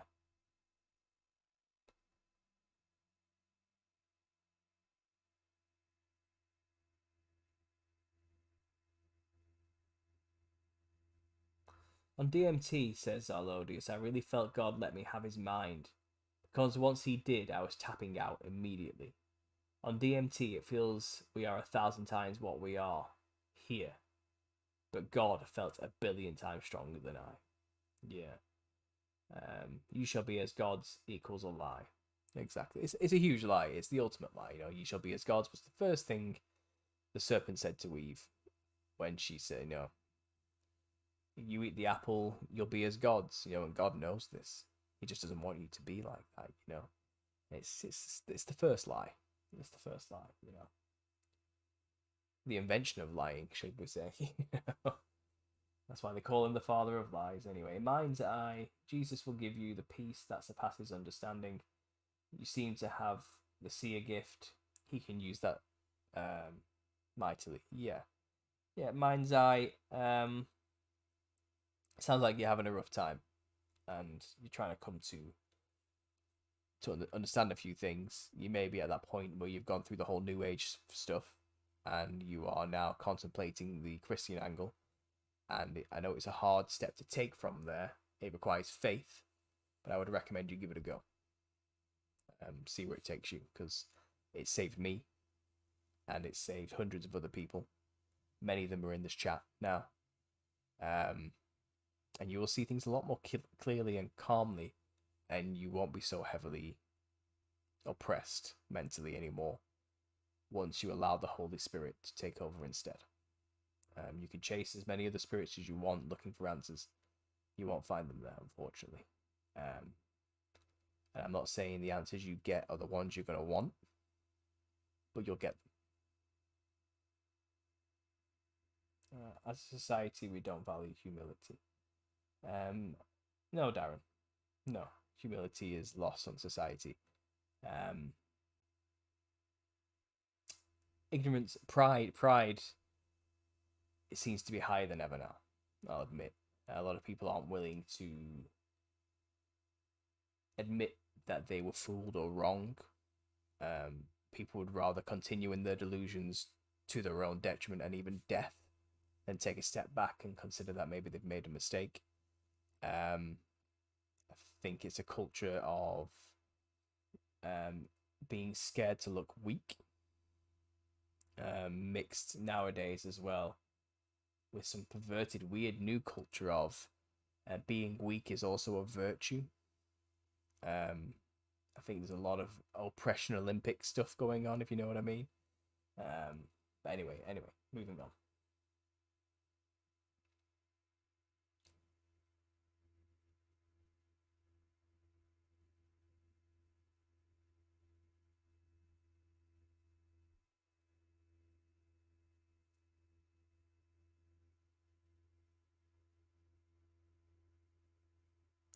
That's where Lucifer sees his weak point in others because pride caused him to fall, so therefore he knows how effective it is. Yeah, pride is so unattractive and yet so popular.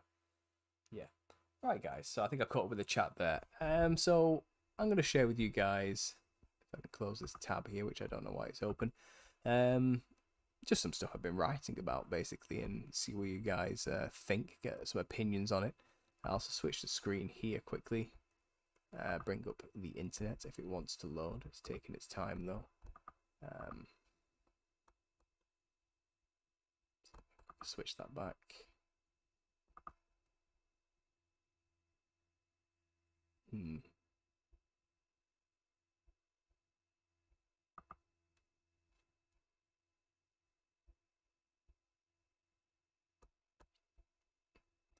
Bring up the paragraphs I have written here. Oh wow, everything's going so slow. I need to upgrade my internet, I think. I think it's getting to that point now. The only issue is if I want to upgrade, I need to drill holes in the wall and run wires through, and it becomes a whole thing. And I'm just being lazy. I just don't have time. I just don't want to do it. But I think the cost would literally be nothing. What I'm paying right now, I could pay the same and get faster internet, but it just requires a lot of work and engineers to come out to run wires underground and through the walls, and it's just effort.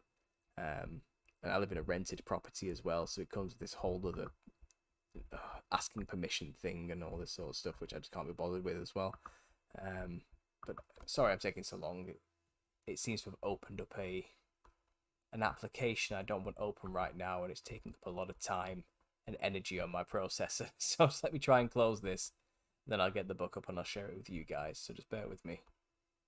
It seems to have crashed on me. I'll just close Skype as well while I'm at it.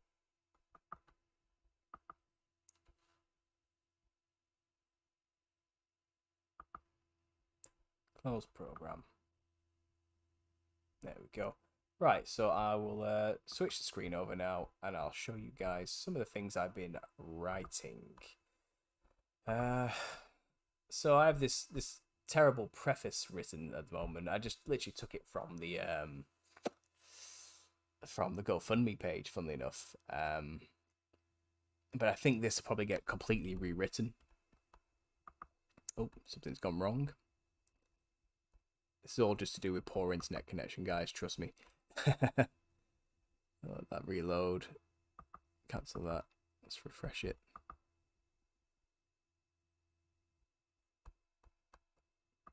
But yeah, the preface is basically like a hi, I'm Paul, and this is my theory. Hopefully, I can try and convince you guys that there's some truth behind this. But I know it sounds a little bit crazy. But I think this whole thing here, if you bother to pause it and read it, is literally just going to get rewritten and deleted by the end of the book. But it's kind of just there as a placeholder. Now the introduction, I've literally rewritten this like hundreds of times because I just don't know where to start with this as an introduction. What I have at the moment is basically me explaining. I'll just read it to you, what I've got so far, and then I'll come back to you guys. So, otherwise known as the giants of old, men of renown, tyrannical kings, and insatiable appetites, and the reason for the flood of Noah's generation, the Nephilim are why the occultists of the world do what they do inside their secret societies. If you are an avid researcher of conspiracy and seek truth on a regular basis, you have no doubt heard of them. Also, after reading the title of this book, I bet you are itching for me to cut straight to the point where I justify the wild claim that clowns have anything at all to do with ancient giants and demons. I don't blame you. The idea sounds utterly absurd. If someone had come to me claiming such a thing a decade ago, I would have thought they were the real clown. Before I get to the point, I think it's best we first lay a solid foundation in which to build this bizarre funhouse of a theory upon. I want you, the reader, to know that I come at all this research from the biblical perspective. I believe there is no better lens suited to clarify the nature of our existence. The spiritual battles we find ourselves embroiled in are easily understood with the truth found in the Bible. However, I am an artist, not a theologian, and I'm afraid I don't speak fluent Christianese, as I only became a born-again convert in my mid-20s. For those who were raised in a religious household and regularly went to church, my style and attitude may not reflect that of a typical Christian. I'm certainly no preacher, and I'm definitely not a zealot of any kind.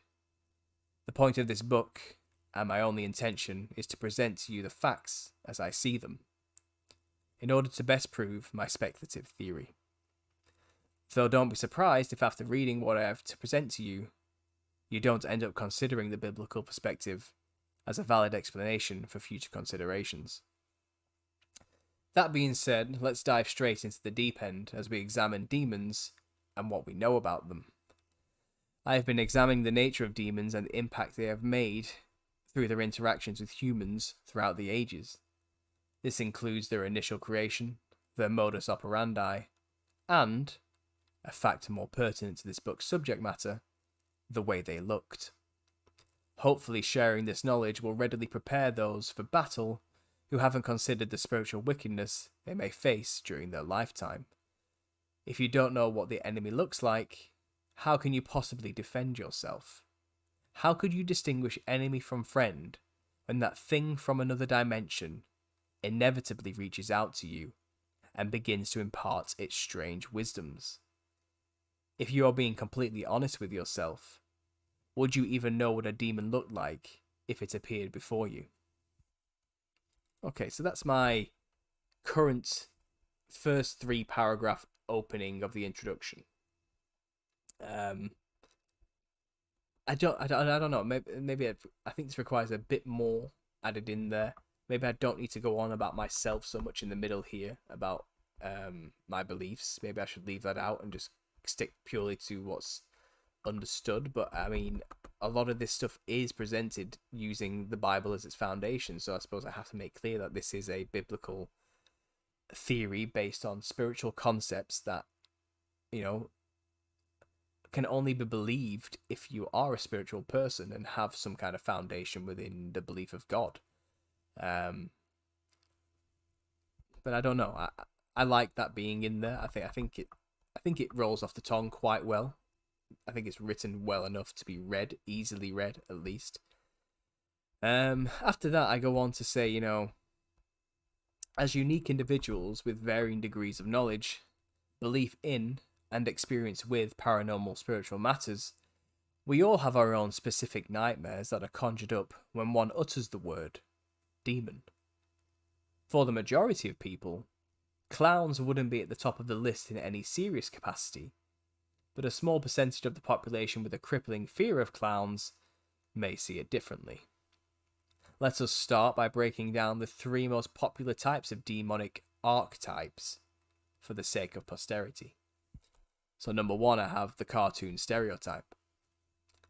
For those whose closest brush with spiritual concepts comes from cartoons and TV stereotypes, I assume they think of bat wings, cloven hooves, horns, a pointy tail / goatee combo with red skin and maybe a pitchfork. When it's not torturing a naked soul in a flame-filled hellscape, you will often find this cheeky character hovering over the shoulder of a dopey protagonist facing a moral quandary, whispering bad advice into their ear. This is in opposition to the white-robed angel offering sage advice in the other ear, of course. The dichotomy of the demon versus angel is based on a very common misunderstanding that a demon is a fallen angel of some kind, a falsity we will expand upon later. This comedic stereotype is an amalgamation of fallen angel and pagan iconography from the artworks of antiquity, a sprinkling of the imaginations of the 15th century artist Hieronymus Bosch, with a healthy dose of 20th century commercialism added to the mix. Primarily used as a metaphorical example in mainstream media, this image is an old-fashioned one these days. As such, those who do not have any opinion, one way or the other, about the subject of demons, and have never even considered it worthy of a thought, this would probably be the first thing that pops into their mind. So yeah, the stereotypical image of a demon I'm talking about here, you know, the cartooned image, the image most people who aren't spiritual or even think about these things at all would probably imagine first, would be something like that, I imagine, a kind of a jokey, cartoony, silly image, you know. And then we have another representation of a demon here is the unstoppable man-eating, man-ending monster, you know. So for the avid horror movie enthusiast, the word demon most likely conjures images of almost human beasts with razor-sharp teeth, wide jaws, long claws, and extended or twisted limbs. Often made legendary by its own local lore, this monster is normally stalking its victims, if not lurking in dark or hidden places, ready to devour whoever stumbles into their lair. The perfect examples of this would be the vampire or the werewolf variants. Others could include the goat-sucking chupacabra of Puerto Rican fame, or even the Mothman of West Virginia. If cryptozoology isn't a hobby of theirs, perhaps people imagine something akin to the Cenobites of the fictional Hellraiser universe, gory depictions of mangled humanity who seek to give the same experience of painful pleasure to unwitting victims who summon them. If those kitschy depictions were too gory for the sensitive film watcher, then maybe they imagine the shape-shifting possessor entity who manipulates its victims from the spirit realm, like the Mind Flayer of the Stranger Things universe. This entity slowly builds up the terror spiritually until they finally reveal themselves physically to kill their chosen victims. One well-known version of this type of fear-feeding ghoul is Pennywise the Clown from the Stephen King's infamous book, It. However, this trope often takes the form of a spooky nun, a mutant man-monster, a creepy doll, or disgruntled teenage girl. However, the made-up depiction the writers choose, whatever the made-up depiction the writers choose, this unstoppable man-ending monster is usually a mix of spiritual with physical. Though, like any other animal, it can be killed and injured with weapons or a good dose of holy water. I would argue that this notion that a demon can become solid at will is only real on the big screen, though I know cryptid hunters would vehemently disagree, unless you count possession as becoming physical. So in this, I'm trying to explain here. Maybe I think I might be a bit too wordy, or I'm kind of not being clear with this right now in this paragraph. But I'm trying to say is people who watch a lot of films have an image of a demon, and they probably imagine that there are actually demons out there in the physical world that will kill them physically and rip them apart, But what I'm trying to argue is true demons are disembodied now. Okay. There may be monsters out there that we don't understand that could kill us physically, but they're not a demon. A demon is a disembodied spirit of a Nephilim giant. I haven't explained this yet fully, but it's a spiritual being without a physical form. So a true demon can only really manifest spiritually. And if people see demons like this, I would say their perceptions are being twisted. And I would argue that if someone else was to be in the room with them, that other person may not necessarily see it, though it may feel and look very real to the individual experiencing the vision. And this may be a power the demons have a capability of doing, but again, maybe this number 2 might need a bit of work, but I think you get the gist of what I'm going for. Now, the third type of demon here is the wispy, shadowy black thing. The ghostly visage of a vaguely human silhouette has haunted the nightmares and bedrooms of many throughout the ages. Perhaps no example of the hooded Grim Reaper is more prevalent in the psyche of the millennial mind than that of the Dementor from Harry Potter. Or if that doesn't cut it for you, then consider the near-identical Nazgul of Tolkien's Lord of the Rings trilogy.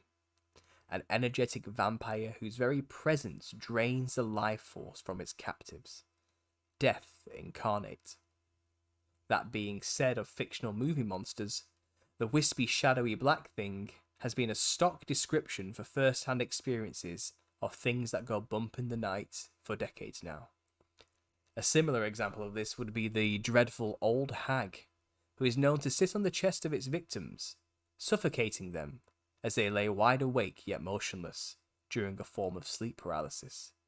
Heidi Hollis, a paranormal researcher and author of the book The Hat Man, The True Stories of Evil Encounters, describes shadow people in the following way. These things are often reported as being seen from the corner of one's vision to fully in view head-on encounters. They are completely black masses where no light can be seen, but sometimes are partially transparent. They come in all shapes and sizes, from the miniature to the gigantic shadow. They can even be formed as something disgusting, or come in the forms of something sweet and furry. Whatever form these shadows come in, they were apparently capable of coming and perfecting any shape they wanted to be seen as. I agree with Hollis that these shadowy entities are indeed experienced by others on a regular basis. However, I would interject that these entities are not merely smoke and shadow. If they were to be brought into the light, by which I mean seen within their own dimension, their forms would be freakishly colourful. I believe they merely manifest into our realm as wispy, shadowy black things through the manipulation of the victim's own perceptions, not literally. To summarise this introductory glimpse of things to come, these three archetypes are what most people consider when they think of a demon, with exception to those who experience the shadow entities firsthand. If a person does not take the time out of their busy lives to read spiritual, religious, and historical texts while examining ancient artworks and rituals on the subject, instead of spending their downtime watching focus grouped approved Netflix, Amazon, Hulu, and Disney Plus shows and movies, why would they have any other concept in their mind other than what mainstream fiction has shown them? Of course, fiction is never a far cry from reality. I'm a fair man, and I'm willing to give the devil his dues on this one. Many of the examples I gave have certainly been inspired by folk traditions of many worldwide cultures. However, when a new terror is designed to jump scare the masses in the media, writers often just cherry-pick the darkest aspects of true ancient legends. As a result, the mainstream traits of a demon are often ghostly, dark, gritty, gory, and hidden in the shadows. Many ghost hunters have searched for these beings, stalking the hallways of old abandoned buildings, trying to lure them out with seances and technological sensors with very little public success. This should come as no surprise, as the ghostly visages these people are looking for are not the ghostly, dark, gritty, and gory monsters hidden in the shadows at all. As I will soon show you, they are bright, shimmering, silly, loud, and obnoxious. They won't be found hiding in the dark recesses of the night or in a particular decaying location. They already surround each and every one of us, everywhere, all the time. Soon you'll understand that what we call demons are not fallen angels, spirits of dead relatives, or physical monsters hunting us like prey anymore. They are a legion of various disembodied spirits, existing just beyond a thin veil of perception right here on Earth with us. These spirits consist of a race of once giant rulers who we call the Nephilim, as well as the people who chose to perverse their own genetics to be just like their corrupt idols. After a great flood wiped them all out, they were condemned to be confined to a realm traditional shamans and naive university students visit regularly through the use of a particular psychoactive compound. Just behind an illusory veil is a colourful, fractal patterned matrix that governs the laws of this dimension. This place would be perfectly benign in of itself, if it wasn't now the fairground of the once mighty fallen.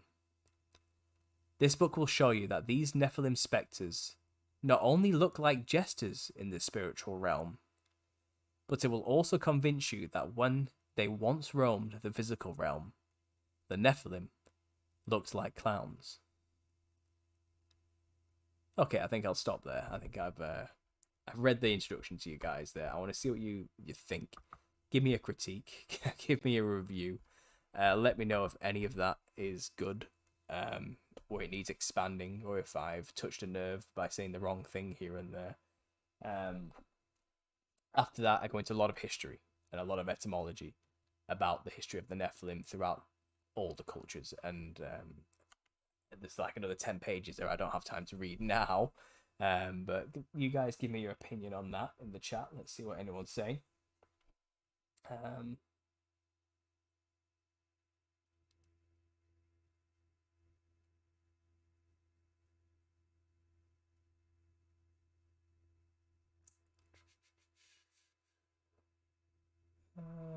trying to catch up to where I last left. My goodness, I certainly hope you release this as an audiobook that you read yourself. Maybe I will. Yeah, maybe I will. I think a lot of people prefer to listen to an audiobook than actually read a book.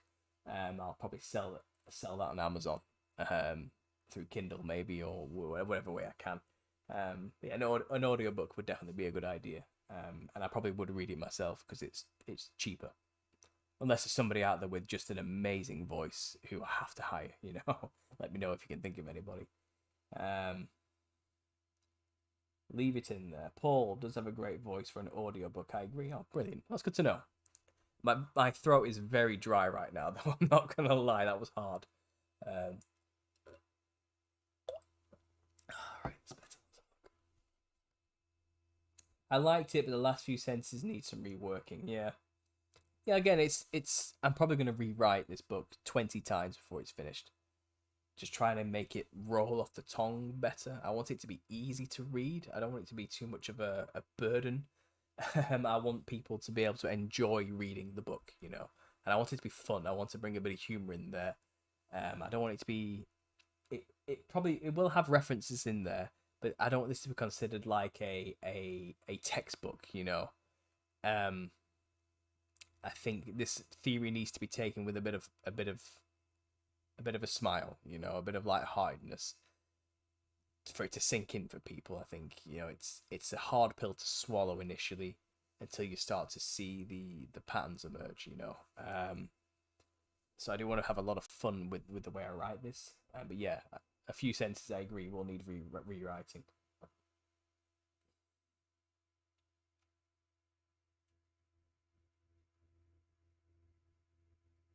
That helps the reader get a feel for who you are and your unique perspective. That's well, okay. So you talk about the paragraph in the introduction. Yeah. A fallen angel, Nephilim spirit, can possess a group of people and form a band or team. Group angels. Interesting.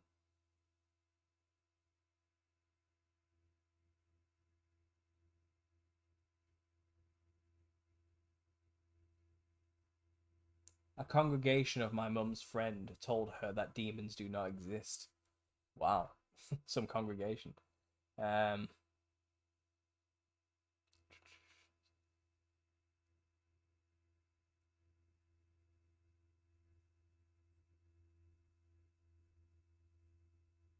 the books of Adam and Eve and the Cave of Treasures books may answer some of your biblical questions about pre-flood events. All free on YouTube. Okay, thanks for the tip. Everything's shaped in mushrooms.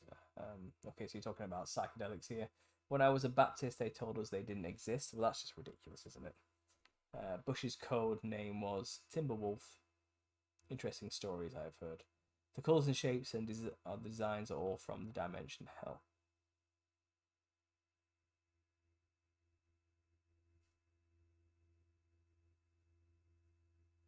Lamar, enjoying the read so far. You're good at writing. Oh, thank you. That's great. Um, again, it took a while.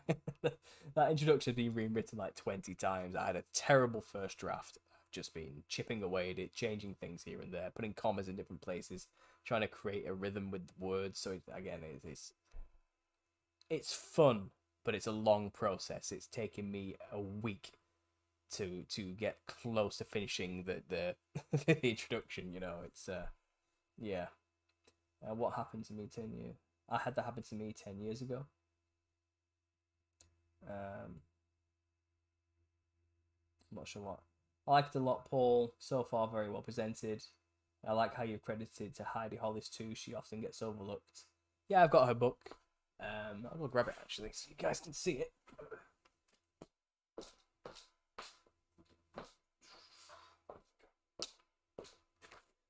Yeah, so she wrote this book, The Hat Man: True Stories, True Story of Evil Encounters, and it's got about 50 first-hand accounts of people experiencing the Hat Man entity.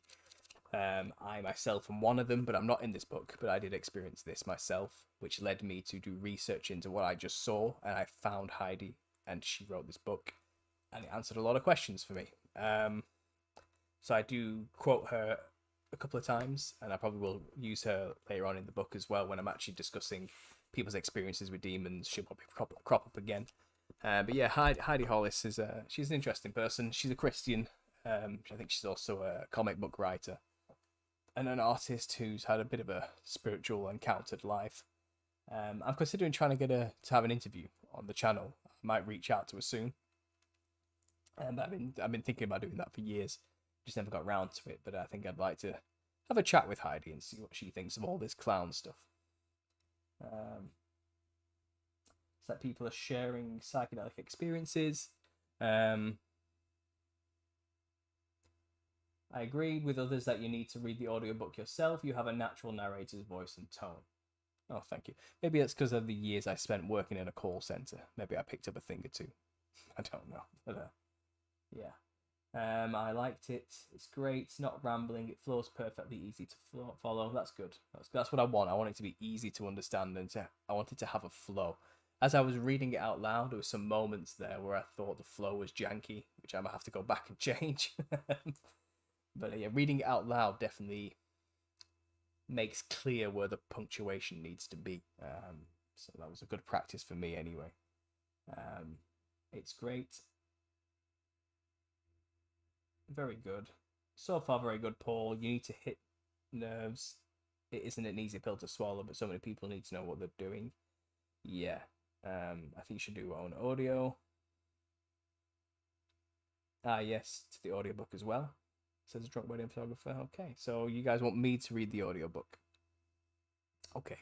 I wasn't even thinking about an audiobook until you guys have just mentioned it right now, to be honest. All I'm thinking about right now is just trying to get a good first draft of the entire book finished by the end of the year, so I can then spend the next year perfecting it and hopefully getting it released by the halfway through the next year. I'm hoping to have this whole thing done in about a year's time from today. Done, dusted, finished, cover made, designed, all ready to go, all copyright sorted. If I'm going to use images, getting the permission requests back, and maybe I have to pay for some of the images to use them. Pay the original creators and artists and things like that. It's not going to be a quick process, but my target is hopefully a chapter a month. Right now I am only halfway through the first chapter. I'm on track, writing for a couple of hours every day. Some days I spend a couple of hours and I get 2 sentences, because I spend most of the time reading books, trying to find quotes and things to back up what I'm trying to say. It's fun, but it's long. So right now my focus is not audiobooks, it's just writing a damn book. Get the guy who sounds like Morgan Freeman. Maybe I will. Yeah, I've heard of him. I like it, Paul. I'm glad you mentioned how dead people's relatives are not real. Yeah, big point in the book, which I'll go into quite a lot of detail later on, I think.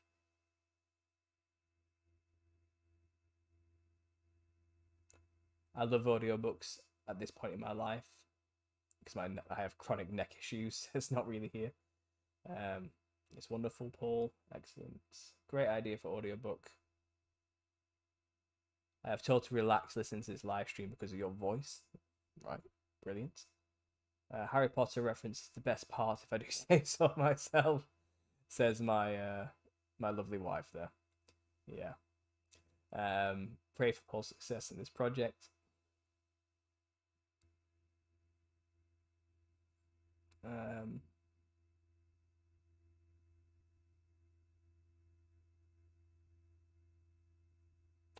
Yeah, if you can tell if you've ever read Chariots of the Gods or the Howard Marks books, it's just rambling, but yours is well put together and flows nicely. Thank you, Lamar. That's what I'm going for.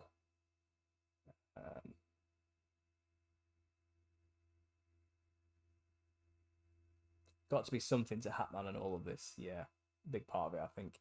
There's a supernatural connection to ley lines, certainly.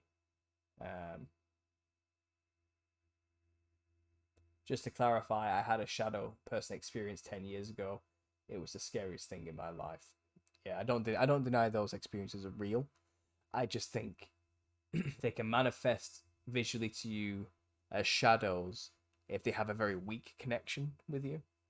The stronger you build that connection with the spiritual realm, the more clear they'll become. And once they come out of the shadows into the light, let's say, you'll realize they look a lot like jesters and clowns and psychedelic, colourful things, not shadows. But I think the weaker your connection is, the harder it is for them to get you to see them, because you haven't been put into a state of heavy fear yet, or you haven't opened yourself up with heavy drug use, let's say, when it's hard for them to pierce into your veil, you see shadows at first, vague figures, you know. But the more they chip away at that veil and make it thinner to your own perceptions, your own personal veil, the more psychedelic they'll start to look. I think that's my theory so far on how it works. But to be visited by a shadow entity is certainly no joke. You know, don't get me wrong. This book is just filled with people having absolutely mortifying, terrifying experiences with them. You know, it's all there. So I believe you.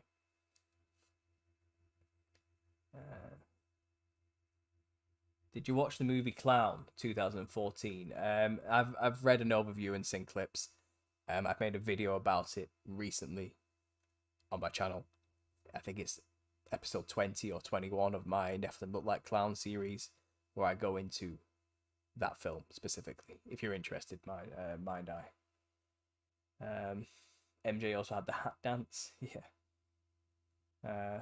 Looks good so far.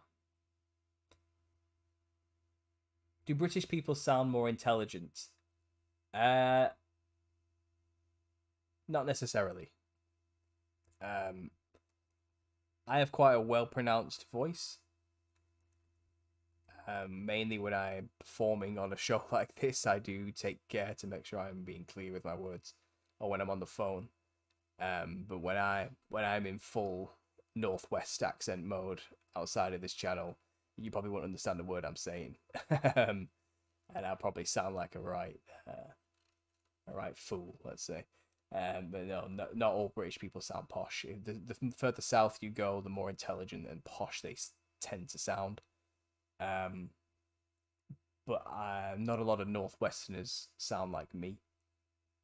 But I suppose that's because I've been raised and surrounded with people who do make an effort to speak well, and it's just rubbed off on me, I think. But I wouldn't call myself intelligent. All my grades are of average intelligence. They're okay, you know. I got high grades in the creative subjects, so I'm just a creative, I suppose. That's it.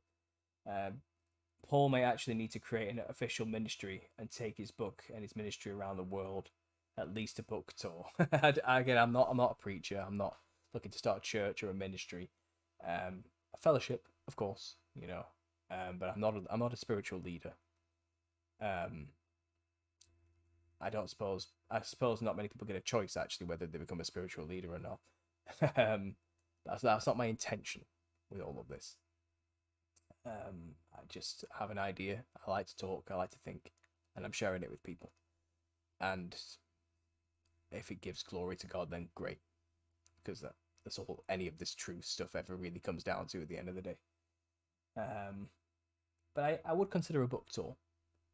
I am dubious about some of the characters I might meet doing a book tour about such a weird subject. But I would be interesting. It would be interesting. I'd consider it if the book suddenly got big, but it's a very niche market for this book, I think, and I imagine, you know, not many people will buy the book. It's not going to be a bestseller on the shelves or anything. It's not going to get a big sticker on the front of it, but it'll have its niche little cult following who will buy the book, you know, and share it with their friends and family, and that's all that matters to me, you know. And this book is mainly about me documenting the theory in paper, so it's a bit more permanent than just the internet, which is quite fickle, you know. It's about just adding to the zeitgeist in its literal sense, you know. I want the book to be out there as a thing that could go through the decades and be referenced by other people if they want to have something to reference in their own research. I'm hoping that can be the result of this book. It's a document to me, you know.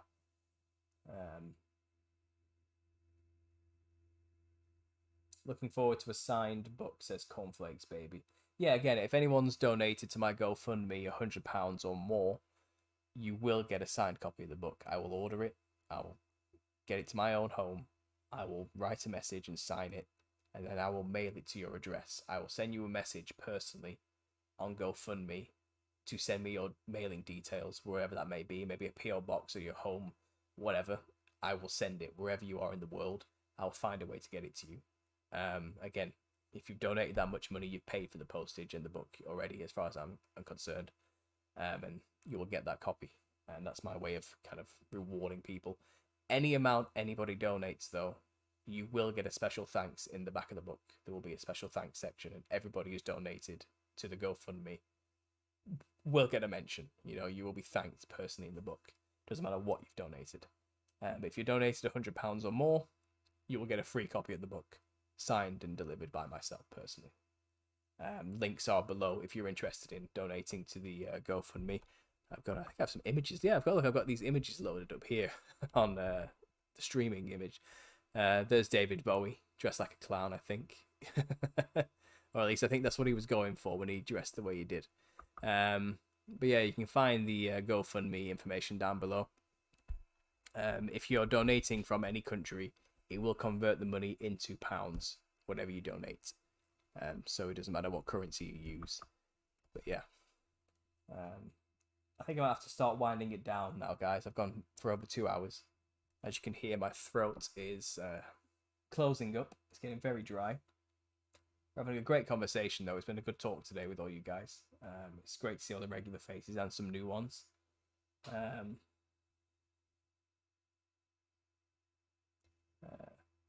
Your voice is amazing and actually soothing, which would help people better retain the message, in my humble opinion. Well, that's very nice of you to say.